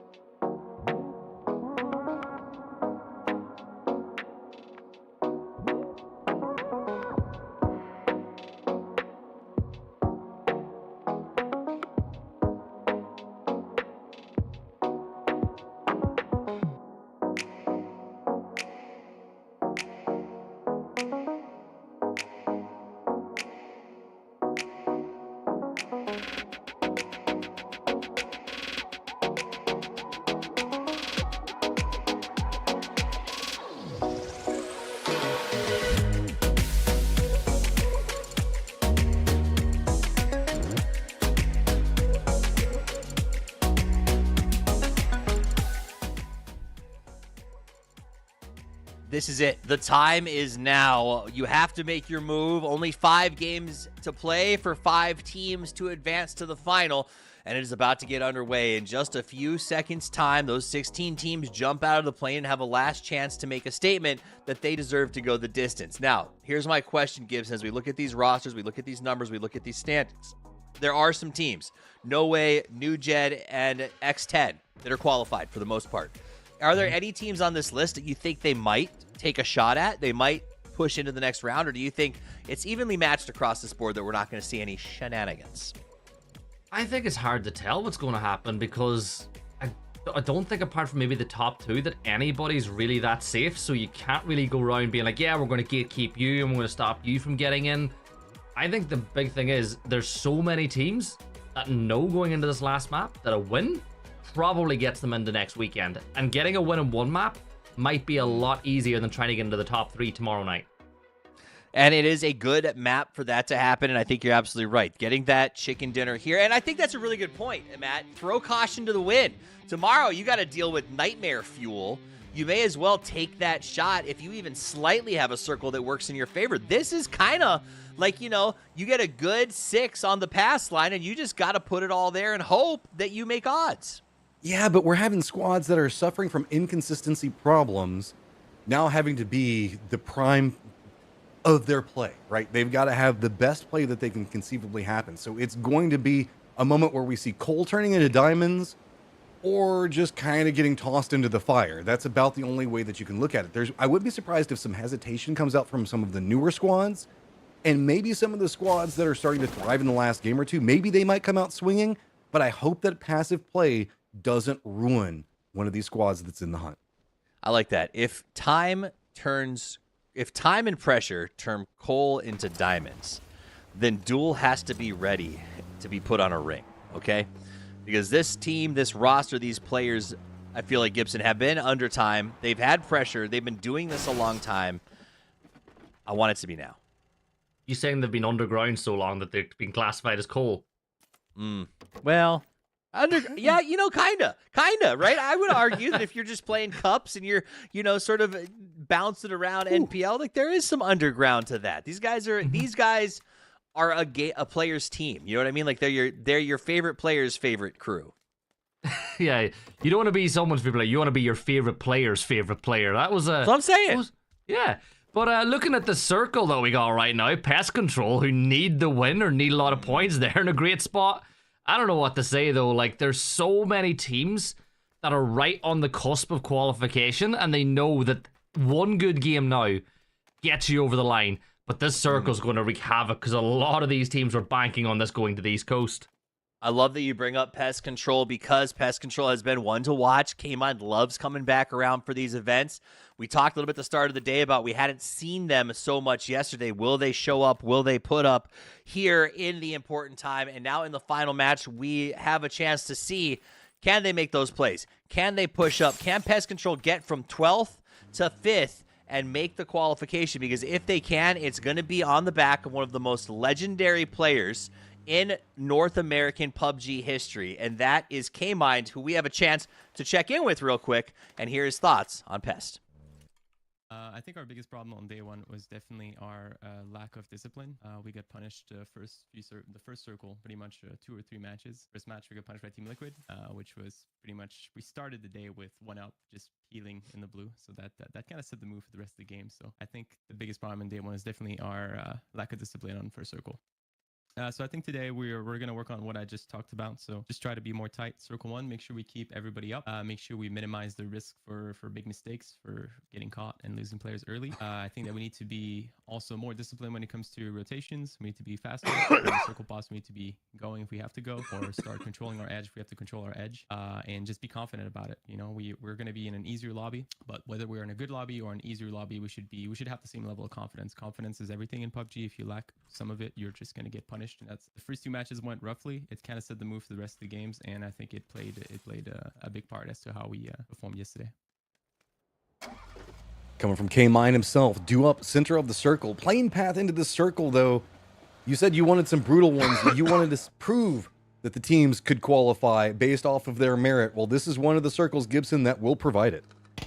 Yeah, the circle's going to force all these teams. Jam is on the hunt. This time, it's a Mini 14, not quite a pistol on the driver's seat of a bike, but they're trying to get the kills because Free Rent know they need points. Chupinski is getting hunted down here in the terrain. It's going to make this a very difficult chase indeed, and Chupinskis are going to try turn this one around. Jam takes a ton of damage from Good Voodoo, and Louis Zera will confirm or get that knock at least. That kill will be confirmed. Chupinskis move themselves back into the top 5. Just like that, keeping cool, calm, and collected. Rent Free now doing a little bit of a circle around, losing tires. They're trying to decide if they want to commit to the fight, but it looks like Bizzler, Honey Badger have decided, nope, they're going to give a wide berth to this position. They're going to let this one go. Chupinski's not going to let it go quietly, though. They want to make sure that they know, you don't come after us again. No matter the lobby, no matter the situation, we're putting our foot down on this one. Yeah, and Rent Free, they'll be forced to play the rest of this game with a 3, and you have not seen a lot of teams trolling or, getting rid of blue chips, but I think now we might actually see in the last map of the day, teams like Chupinski's going, right, we defend this crate. We don't want them getting 4 players back up because we know how dangerous this team can be. Air zone will start closing in 10 seconds. Nice shot from Bizzler forces Tururu away. But I think if they're patient enough, if Rent Free can keep the 3 players up and not have this fight last too long, there's a good chance they could get back to a 4. Well, they can also turn it. Chupinski's didn't get a chance to really loot, so Chupinski's doesn't want to stay on this one for too long. So that, right now, Rent Free probably has an idea about that their loot can't be too solid. That's why they went for the buildings. They're trying to get into a better position so that way they can smoke off and get control over where the down blue chip is. Chupinski's, they don't want to stay anymore. They got their point. They know that their economy is low. They're going to let it pass, and I believe that Rent Free is going to spot this rotate away, and they know that they can probably get Jam back. Yeah, and that's important. That's really important. Injected, they're back into 7th place. They're a team with a map win earlier, and we spoke yesterday. X10 won a map and didn't get into the top 8. Tonight, X10, though, on 30 points, are going to feel really good about their chances. Almost. We've got so many little weird firefights that are going on right now. This is down around Farm. This is no way an Affinity that are getting caught into a firefight right now. It looks like Affinity was trying to take those shots at Injected that you were talking about, but Infinity just backstabs them. Great shots coming off of that. Over around what we've got going on in Stalber area, 2 to 3 different teams could be bumping into each other, and most notably, it could be Rent Free and Rotate that could be running right into the wrong path. Yeah, and you don't want to. Like, if you're desperately needing something to happen in this last map of the day, you've got to be really bang on with every call, every rotate, because not only what you do impacts the lobby, but every decision made by every other team will determine what happens.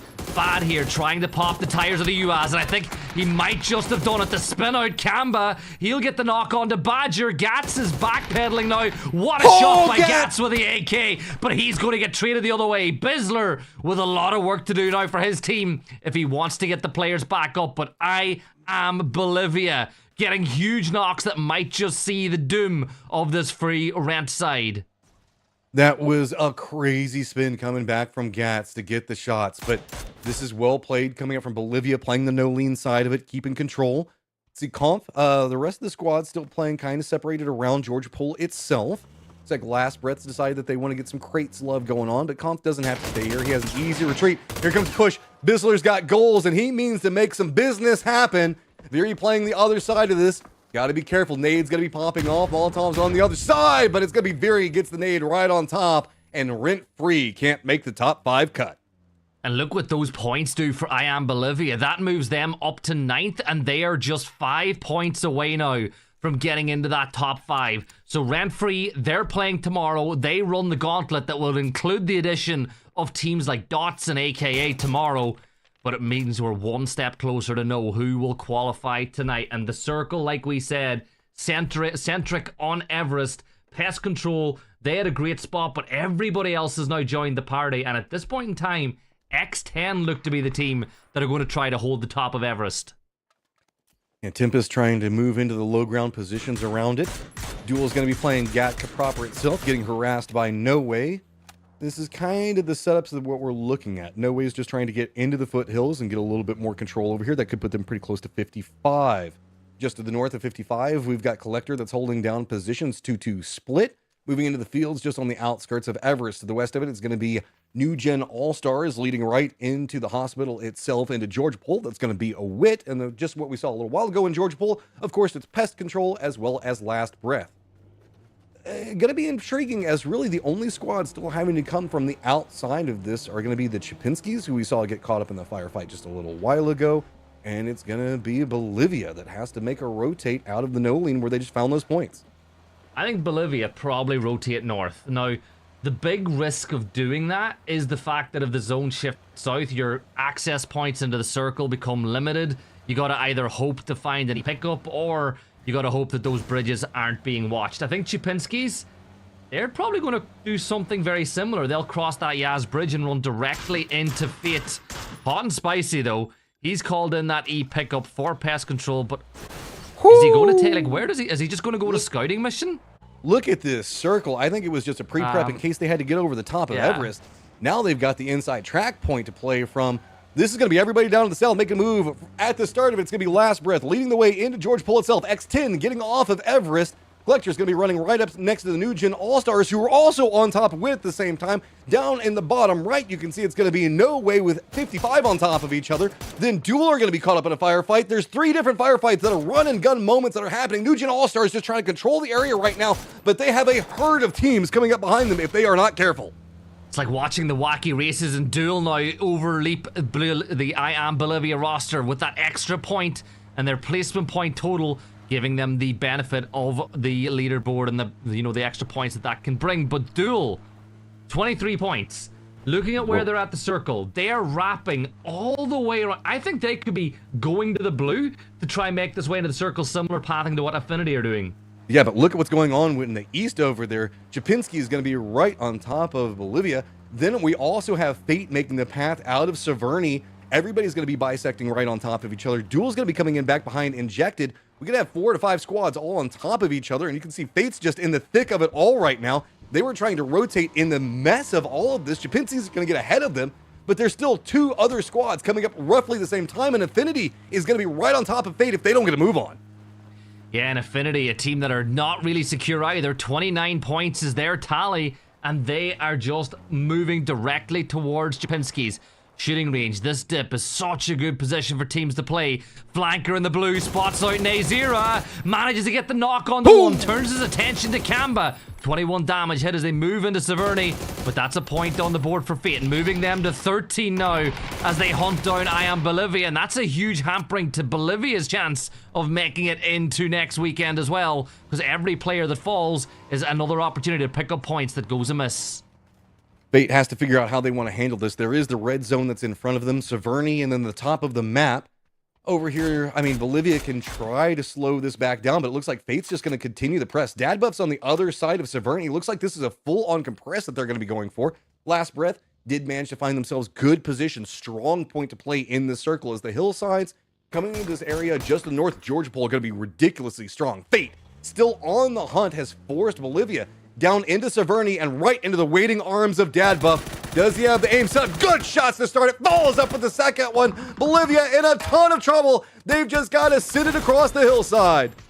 Well, I Am Bolivia, barring a miracle, you are playing tomorrow. We're trying an attempt to get into the top 3. Kamba needs to pull off one hell of a play for this team if they want to move on. And remember, if he can find a little cubby, if he can find somewhere to live and just get into the top 3, get into the top 4 with those placement points and maybe a kill or 2 on top, miracles can happen. But does it look to you like the New Gen All-Stars are considering setting up a little bit of a trap here on the George Bridge? Maybe, or they could just be trying to scout it out before they go. This is a dangerous push across in most cases. There's nobody on the other side. No, Cambia, wrong neighborhood. What it takes, got the shots. New circle's gonna pop. Cambia's right on the edge of it already, and he's just running right through the thick of all what it takes. And Zito's gonna be on the other side of it, and that's gonna be all she wrote. Bolivia is eliminated. So there will be no I Am Bolivia next week for now. They will have a chance tomorrow, but remember, only 3 of the 16 teams tomorrow will qualify through. Pest Control still in with a chance near the middle of the circle, which is, of course, Plane Crash, which also has that recall tower, which could be so important. And I think if I just read that right, Abdu is come back from Tempest, so they've managed to get a couple of players back into the mix here as well. New Gen All-Stars is making the cross on the road. They did not end up waiting for Tempest to go for the cross. Abdu, it looks like he's just trying to be scouting out, trying to make landfall, maybe try to prep up for the rest of the squad, but he could be bumping into the New Gen All-Stars if he's not careful. The way the circle is popped, it's gone just like you're talking about. Crash right in the middle of it, so Fate's still on the hunt, and this northern hold has been strong for them, but Duel is going to be the new team that's going to be wrapping through. Flanker gets some great shots off the start. Sharp Shot's in some trouble, but it looks like Duel is starting to path. Going to be going much closer this time around. Looks like Wooly wants to go for a bit more of a stop-off, but Collector's going to be back behind Duel. Penta's trying to hold them back while this is going on. Sharp Shot still in a moment of duress. Dad Buff on the other side of it, but should have the time to get his meds up. Yeah, I'm surprised that Dad Buff didn't really go for the tires there to really catch Sharp Shot cold, but you missed the chance, and Flanker will go down to the blue. Damage was dealt, and Duel will find that point, pushing them up to 24 now. The tires popped on Morns. Finna spins him out, and Morns is going to get damage dealt his way. But this could be big here for the side of What It Takes. They need to stay alive, but Morns goes down to the blue, and that's a big loss for What It Takes as well. New Gen All-Stars causing havoc here for the teams that are not inside the top 5. Put some tied up with No Way at the top of the leaderboard. Collector on the other side of this, now having to deal with 55. Collector shifted away from Affinity as well as Duel. Now just trying to brute force right along shooting range line. It's going to be Gabriel and the rest of 55 just trying to hold it. Chapinski's going to be on the south, but there is a hillside kind of separating out. And Chapinski's got their own problems as it's going to be Injected that's running up right on top of them. Yeah, and Injected are another team that are right on the cusp of qualification. Back up by the hill, though. Tempest, What It Takes, and you've got New Gen All-Stars all convexing upon each other here, right on the edge of the circle. And it looks like What It Takes are bringing the fight this way. They need to chase kills. They're that far down the leaderboard that they cannot just sit and be passive and hope to get a win. They need a win with a bunch of kills on board as well. And I think it's really important that they do clear and get a couple kills here, because it not only creates space, but it does add points to their tally as well. Shifting back over to shooting range, you can see that it's going to be 55 trying to make their way over to Crash. A strong position to play. Duel did manage to get some separation away from Fate, but the circle pops down into the no man's land. Last breath feeling good. Pest Control also has a great hillside to play. No Way is not going to like that one too much. They've got to figure out if they're going to deal with Pest or if they're going to wrap around. But everybody else has to move in. To the northwest, we've got that compression you were talking about with New Gen All-Stars, Tempest, What It Takes, maybe even Fate wrapping it around. Shooting range, all going to be compressing it around where we're going to see Crash, and Pest Control is going to have to control 3 different squads coming in from the east. Yeah, Finna's going to run, and Sneak Attack hits him with a headshot. Sneak Attack gets the knock, and this could be really big for What It Takes. Shinboy, he's going to hop into the coop. He's trying to get out of dodge, and Zito will confirm out another kill, and Sneak Attack should be about to do another. Affinity, they're in a fight with Duel. Couple of players fall. Penta steps up. He gets one, but Penta, you gotta stay alive. You gotta keep Duel's chances alive. But Ghost is gonna go for the drive-by. Duel eliminated, and Duel will be in tomorrow's lobby as well. Big kills for Affinity as well, because that probably secures their spot in the next week. That is 8th, 9th, and 10th all down. Injected losing a player as well. All the teams that were just striving, trying their hardest to get into the top 5. Losing in mid-game firefights, and that's just how hot and heavy it's going to be over here. What It Takes, though, on a climb of their own, but Fate finds the opening shots, running up the hillside. They don't even care that it's an uphill firefight. Fate is on a rampage right now. What It Takes now has to deal with a new threat coming up back behind him. It's going to be Tempest. What It Takes gets eliminated, and Fate gets control of the hillside. And Tempest are turning the climb, but their problem is all the 5 teams inside the top 5 and the 2 teams on the cusp are still alive. They need teams at the top to start dying if they want to climb. Because remember, getting placement points is all well and good if the teams above you aren't getting them at the same point. Kalnix, he runs down the hill. He's caught out by the Chapinskis. That kill should be secured as well, but they're now on the move. This is Chapinski's push. But Franks is back behind X10 right now and forces them back up the hillside. He was trying to get in flank point, but it's already been red on the other side of it. Tururu looking back, wants to keep some level of control over this hillside. They still need to get into the circle, and it's giving time for X10 to set up a better defense. Franks, though, might have sacrificed himself for the betterment of the squad just to keep Chapinski's contained here. Yeah, but Kalnix is still down. He's not back up on his feet, and Chapinskis are still all alive. The blue zone doing a ton of damage on the Franks as X10 look to hold on to the top 5. San is getting chased here. Santi is on the move and drive by Moracle, but Kalnix, he gets himself a couple of huge kills, and Tururu is the last player standing for Chapinskis. If you get a couple of kills confirmed, you might have a chance. He's trying to get one, but Klausera knows exactly where he is. He puts a good timer on. But the problem is, the longer you wait, the more of a chance you give for Klausera to get a read on your position and get that kill. Big moments for Chapinskis here. Tururu does at least manage to get the flush onto 1. Is the cost going to be enough over here? Chapinski's got to hold on. 30 and 30 right now with 28 and 25 tailing in. He knows he's going to have the hero moment for his squad, and Tururu's been having a great day so far today. Opts into going for the res inside as the circle has now abandoned the duo. 55 was kind of eyeing this one out, keeping an eye on also what was going on with Affinity and Fate to the north. To the west, Tempest has got the hillside. Last Breath still has the compound, and No Way is wrapping on to Tempest.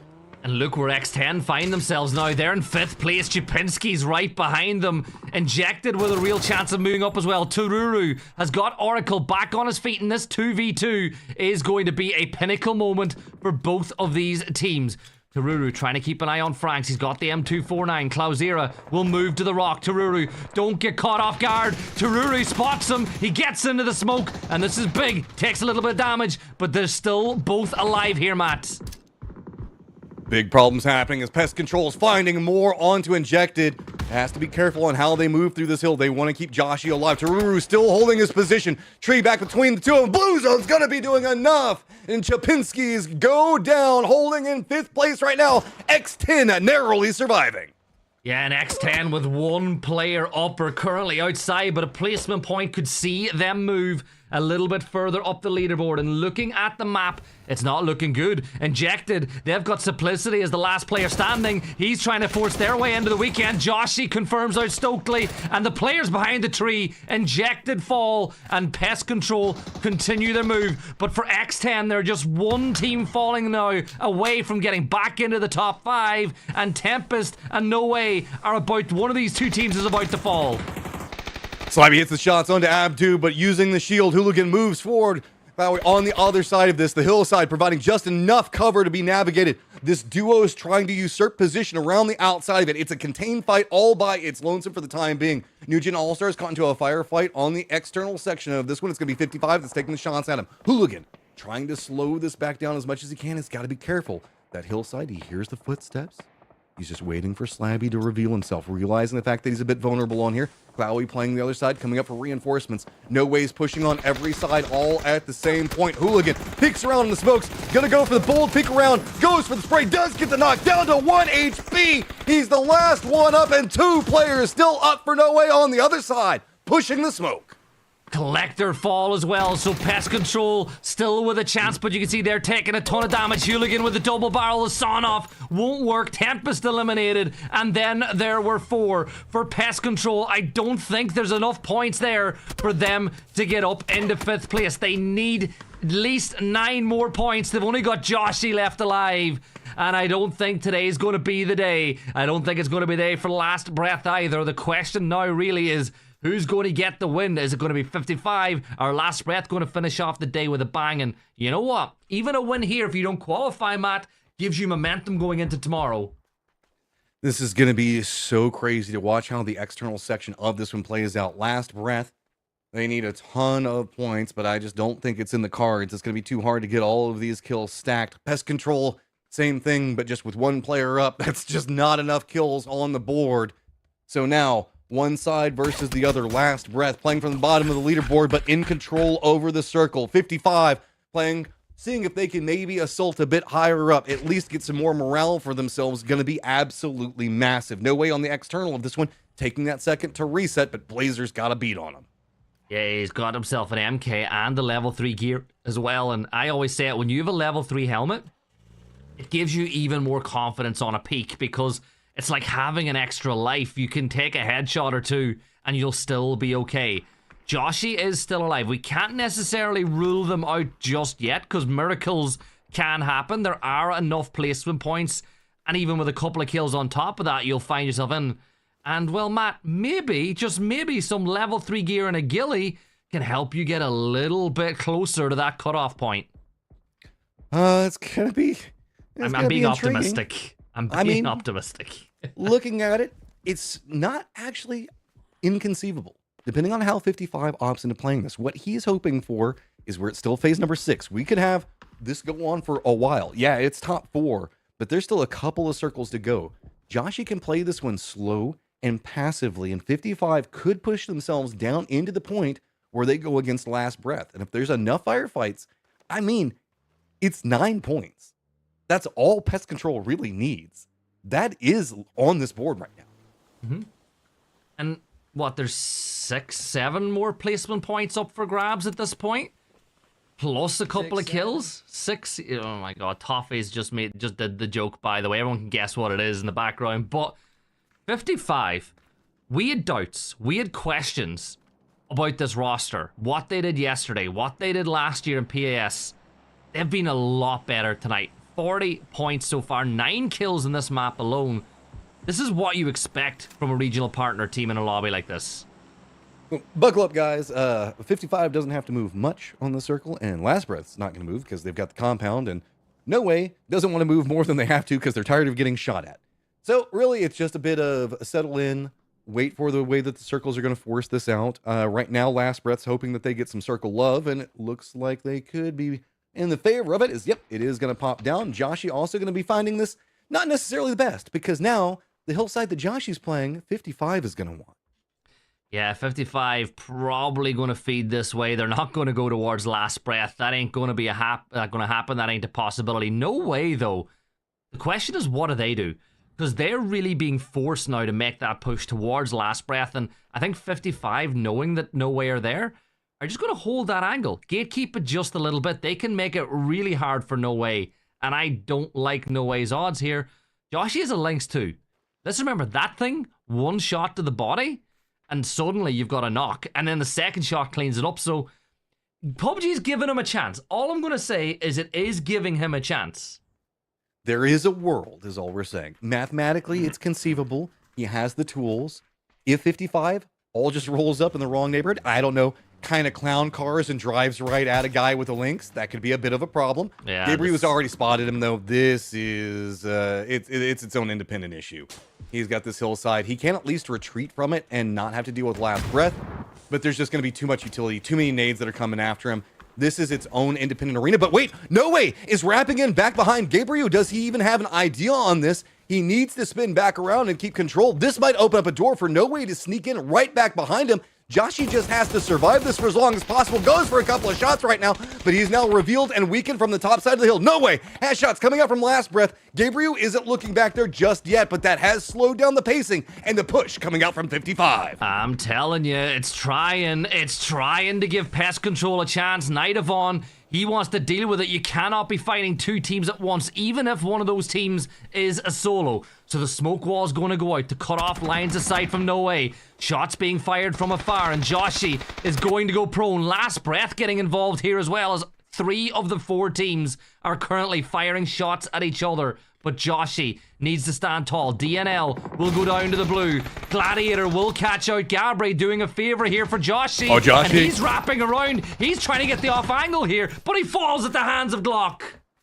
He tried to go for it, and that's all he could do. 55 at 10 kills right now. Other side of this one in the world is going to be Last Breath. We're at phase number 7, 5 seconds before the new circle pops. Is Last Breath going to have to leave their fortifications? Looks like it's going to be right on the edge of it, and now that push that 55 made onto this hillside is going to pay up in a big way. The only thing Last Breath should do, though, is they should have plenty of utility, right? You're looking at it, there's nades, there's mollies, there's smokes, there's deployable cover that they can throw down for the Doritos, they've got cars, so they're not necessarily in a situation where they're hard stuck. The problem, like you said, though, is 55 have got the advantage. They're the team that don't need to move just yet. So you can see Last Breath are just getting ready to smoke wall their way out and use the UAs, but the Lynx, Matt, is going to be a really problematic thing for them as they hop in that UAs. This is going to be intriguing on how Last Breath opts into playing it. They're not throwing out a smoke wall for preparation on where they're going to stop, so I'm guessing that maybe they're just going to try to crash into a tree, set up some type of vehicle fortifications. 55, just using the hillside, playing it slow. No need to overstep yet, but Glock, this guy, I mean, 55, when they were struggling, they needed something to come up big, and he was the guy that did it. He's going to be the one that's looking down onto Last Breath, and there you go. There's the smokes. This is the call signs, essentially saying that this is where we're going to try to go for some type of move. Couple of Doritos coming out as well. Not a lot of cover and a lot of high ground on the other side. The smokes are starting to bloom, and Andrew is on the move, and you can see the Lynx. Is that the Lynx that hit that did 67 damage? But he manages to move up towards the tree. The mortar strikes are landing as well. Arv will take a bit of damage on the headshot, and Glock has 3 rounds left inside that Lynx. But Last Breath, credit to them, they've at least gotten deeper into the circle in 55. I don't think that you want to pick any side of 55. They are sniping you from everywhere. They're sniping you from the sky with mortars. They've got 2 phenomenal snipers on the other side of this one, and it's just going to open up more. Glock playing it patient, realizing that he doesn't have much ammo left. Can't get the shots that he really wants. Last Breath keeps just retreating to the cover that's slowly going away due to blue zone. Blazers playing the other side of it. Can't find the shots that he wants, so instead it's just going to be leading more back into the smokes, into the car, and this last couple of shots to see if he can get the knock, at least shoo somebody away from it. Andrew, though, he is going to go down. Only Tavon gets the knock. Yeah, and the Blazer is going to follow shortly behind. It's a 4 versus 2 now. Make it a 4 versus 1. Danny, I think, is the only player left. 55. They get the win. It's not going to move them in the top spot, but they're in second, and they will be playing in the finals next week. And what a day it's been for the South American teams here again. I mean, 55 on an absolute rampage, getting a ton of kills. So close to getting 55 points, Toffees. It was almost like it was destiny. Yeah, destiny. There's no escaping destiny, but 55 does manage to escape tomorrow's play, which, if we go back, Gibson, to where they were after Game 3, I wasn't sure that was going to happen. I wasn't sure either. I questioned this team multiple times, and it's not because I don't believe that they've got it in them to play well. It's that I didn't really have it in them, believe that they had it in them to be consistent. But a couple of good maps, they find themselves in second spot, and you know, at the end of the day, all 8 global and regional partner teams that we have made it through to the grand finals. Absolutely, and we'll go over all of those grand final teams in just a second. I do like seeing the regional partners making it there. That is exciting. Yesterday was a bit of a letdown. And I think, for me though, Matt, the biggest letdown here is I really wanted to see Duel go through. After yesterday, after being so close, after 27 points, I wanted more. They almost pulled it off towards the end, but they left it too late, I feel like. How does Duel do this? The mental on this team to consistently get so close and not quite get it is got to be staggering. But tomorrow is another opportunity. It's going to be hard. Top 3 is going to be hard, but it's a squad that we know can do it. It's just, oh man. It's going to be actually a much stronger lobby than I was even thinking about, Toffees, due to the fact that some of the squads that I was expecting to qualify don't. Didn't. They'll stick around. They'll make it tough. Teams like Rent Free. Okay, so let's focus on this game. Pest Control. Yeah. There was a moment, a long moment, where I thought they might pull this off. There was a chance. And with this roster, I thought maybe they'd be closer than just a chance by Game 5, Gibson.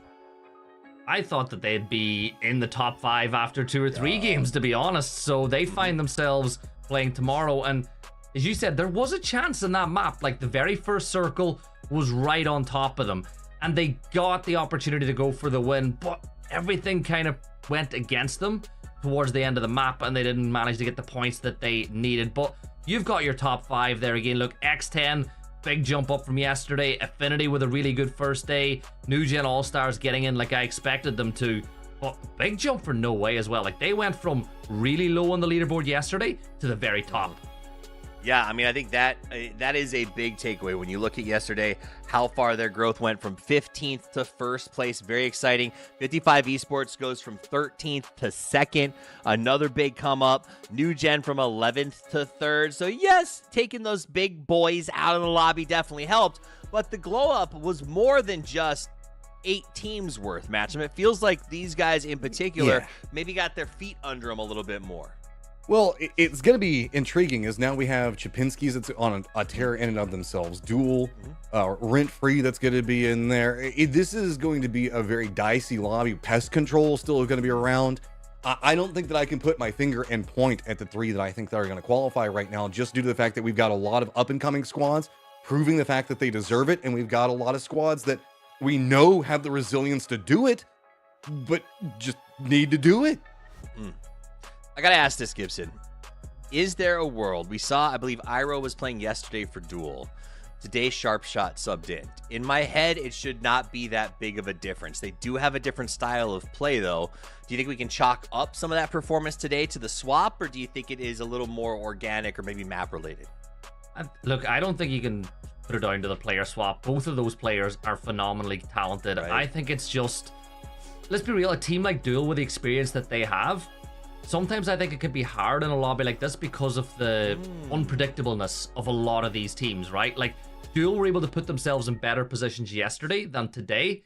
I think it is because the teams do more easy to read things the stronger the lobby is. So maybe that affected them a little bit. One thing's for sure, they've got the right people to get themselves mentally ready to go into tomorrow.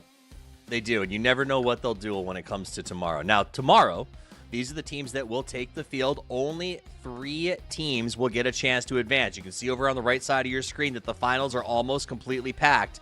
Those 3 spots will be picked out of 16 teams who have to make a very, very difficult push. And I think it is going to be chaotic tomorrow. And with the fact that we only have 3 teams advancing, I think you have to look for firing out of the gate, right? Our top 3 teams, both day 1 and day 2 matchup, were essentially established by game 3. That means you have to start strong tomorrow, does it not? I want to say yes, but I almost feel like, look what happened today in this very last match, is all the squads that were in like 7th, 8th, and 9th that wanted to try to push their way into the top 5, they all faltered early because of the fact that they were overextending. Do you need to start strong? Yes.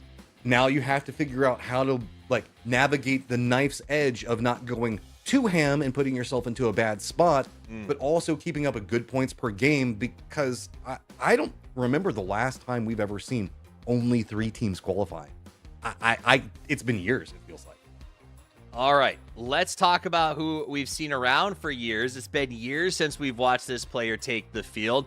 A mammoth player, a pachydermic coach, and now back to an incredible Wooly. It is Duel. We're going to bring him in here to ask him a couple of questions about the games yesterday and today, because it was a wild set. Wooly, welcome. I'm going to just start straight out by saying I'm sorry about today.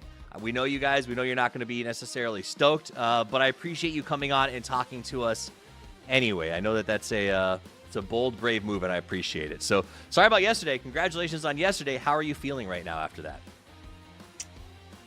I mean, it doesn't feel great, obviously. Obviously everyone wants to qualify. So, but you did make a good job at making me laugh. So yeah, thank you. Listen, sometimes that's what you need, a little freshness, and I do wonder about that. Like, as somebody who has been coached so many teams, involved with so many teams, you've worked with a lot of different rosters. Would you say that laughter, or is there something else that is sort of a key to a team bouncing back after a tough day? What, in your experience over this time, has really helped teams recover and come back stronger? I mean, it's kind of different for every team, but yeah, it definitely helps to have the funny guy on the team, or just, cracking jokes sometimes. I think every team does it, like Falcons, Liquid, any of those teams. I'm sure the SA teams do it as well. Yeah, sometimes you just gotta laugh it off. I know that sounds really cliche, but it's really true. The premise that there's a funny guy in the Falcons is wild to me. All right, Gibson, do you have a question for question for Wooly? Well, before these two start saying, oh, well, back, Wooly, we have known you since the MPL days. Well, Wooly, I remember you from casting Norwegian PUBG. You and I go back a long, long time. But the question I have for you is, I kind of made the point or alluded to the fact that yesterday's lobby is kind of easier to read because you know a lot more of the rotations and things are going to make. Do you think tomorrow is going to be difficult because some of the teams coming in are going to make it even harder to understand timings, where people are going to be do you feel like the lobby gets harder despite the fact that maybe the talent goes down a little bit? I would say it's harder. It's definitely different for sure. Like, I mean, if you play against the top teams with like Falcons and Liquid and, you know, Furia, all those guys, yeah, and the other teams that qualified, just so I'm not leaving anyone out. Like, some of the stuff that they do is more predictable, but like, and there is a difference. There is a difference between playing against those teams and playing against like the Opens teams that we've been playing against for 5 weeks. So I will say that on like a fundamental level, it is differently. But I do think like in both today and yesterday, I wouldn't say that that was necessarily like the problem for us. It was more of just like mistakes we made. Like we only have 5 games. You know, if you make mistakes, if you mess games up, like you're not going to qualify. Like in the Tego game, I could have shot the tank with the Panzer. I like literally just had the Panzer in TPP instead of FPP, and it went haywire. And if I shoot the tank and kill the tank, like we probably win that game. We probably qual, right? Yesterday we were 1 point away from qualing. Every game, like we made a mistake that would have been the difference. So yeah, even though like it's just different lobbies and different play styles and stuff for like different teams, you just like we just have to lock in and like not mess up tomorrow, like when it matters. That's really it. Like, and I'm sure all these other teams that didn't qualify feel the same. Like a lot of these guys were so close yesterday and today. It is what it is. Like, you know, you just got to lock in and do it.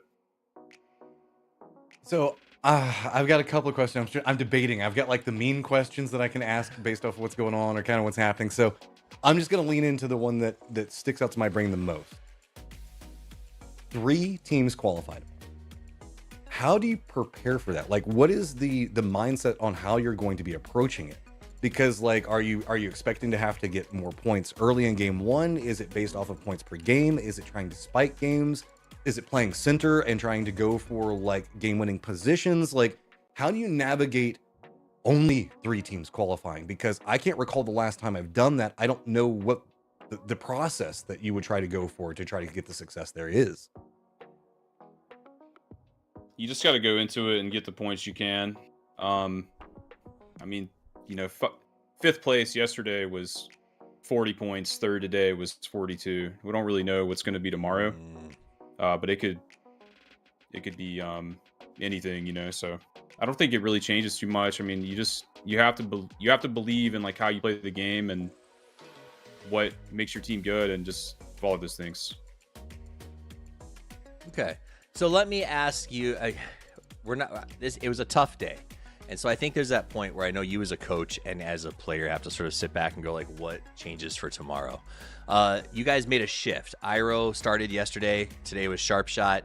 Is that a testing roster or feasibility, functionality, or is that just hey, we're just some guys who play video games and today Sharp Shot was available and Iro wasn't? Or what sort of, talk me through sort of the substitutional process? Sharp Shot played yesterday and today. Oh. So that's on me then. Yeah, but Ira did play the Opens with us. He did play the 5 weeks of Opens. It was just like a team decision. I don't really want to comment more on it. Just out of respect for everyone. And I do respect both of those guys, obviously. Cool. But yeah, that's just what it is. Willie, stop. I don't want to put you on the spot. For some reason in my head, I saw the Iro name up there yesterday. So that is 100% my fault. I do remember them in the Opens, and I remember seeing them on that list. So I was curious. But the roster shuffles are crazy. We've seen it across the board. No one is immune to it, and we understand there's a lot that goes into this thing. So let's talk about, we'll move on past that, and I will say I liked Matt's question, this idea of how do you prepare for tomorrow. Do you put on a coach hat with the rest of this team, or do you stay, or is it different now that you're sort of a player on the team? Do you have to fulfill both roles? Do you have somebody else who's taking care of that for you now? Talk to me about what that post-game looks like. We don't really have like a coach. We just kind of talk about things and discuss like what we could have done better. I think like coaching versus playing, I mean, as a coach, you can help the players with certain things, and as a player, I probably do some of the same stuff that I would have done as a coach. But I also think as a coach, your relationship with the players is different, right? Because you're kind of a third party, whereas like if you're on the team, it's a bit different. But yeah, I try to feel both of those, I guess. Like, you know, when you're IGLing, like you have to be looking at what's going on, how can you make the team better, what are other teams doing, stuff like that. And as a coach, you do kind of a similar thing to help your IGL. So I guess that's similar, but actually actually being in the shoes is different, right? Like, as you guys probably know. So I think I understand. I will never go as far as to say I know what it is that you guys deal with. Everything from roster changes to role switches is crazy stressful, and I will never take what you guys have to deal with mentally and socially for granted, because professional esports is a brutal road. Before we let you go, I want to give you a chance to say anything that you'd like to say. You can roast me for mixing up the roster. You can give a shout out to anybody you love. Whatever tickles at your fancy over the next minute or so. It's all you, Wooly. it's all good. Like, you know, mistakes happen, and there's a lot. I know you guys have a lot to keep track of, so trust me, I don't like hold it against you or anything. Yeah, just shout out to the people supporting us in the chat, and Pinta's dad. He always hypes me up for the game. Love Pinta's dad. Good dude, Papa Lowell. Yeah, shout out Papa Lowell. And yeah, I mean, you know, it is what it is. We'll give it our best shot tomorrow, and yeah, you know, that's it. Like, we know what we need to do. Right on. I love that mentality. You know what you need to do. You're going to get it done. Shout out to Papa Lowell, one of the most active hype men that I've ever met in PUBG Esports. Outside of maybe Vegas' dad. That guy was hardcore about marketing. Wooly, thank you so much for stopping by. We love you, man. We will talk to you soon. Good luck tomorrow. I think all of us, I can speak for all three of us to say we want to see you in the final, and we believe that you can be there. Thanks, guys. Thanks for your time, and just, you know, you guys do a great job. Always enjoy watching you guys. Appreciate it. Thanks, brother. True story, though. Papa Lowell loves hyping up his kid, and I respect the heck out of it. I don't, do you guys? Vegas was in chat earlier, which is why I thought of that. Vegas's dad used to go to events, and backstage he'd search out talent, and other people would be like, "Let me talk to you about Vegas. This is how old he is. This is how hard he works. Here's what his training looks like." Like he was his biggest hype man, and I love when parents, friends, family, when Terran's out here gassing up the crew. Like, I love seeing the support from the community. Keep it going, guys. And it was a crazy day. 5 more teams have advanced. Tomorrow, the last 16 battle for 3 spots, and it is going to be crazy. Before we go, we got to get our final thoughts. Matcham, final thoughts? All right, look, I usually try to be unbiased, but Wooly showed up after not having the best day. Respect. And still came in and brought great information. And you can see it's hard. Like, he was wearing his emotions on his sleeve. It's hard to talk about this stuff. So for me, tomorrow, I'm ready to do. They need to get this one, man. I need it. It's got to happen.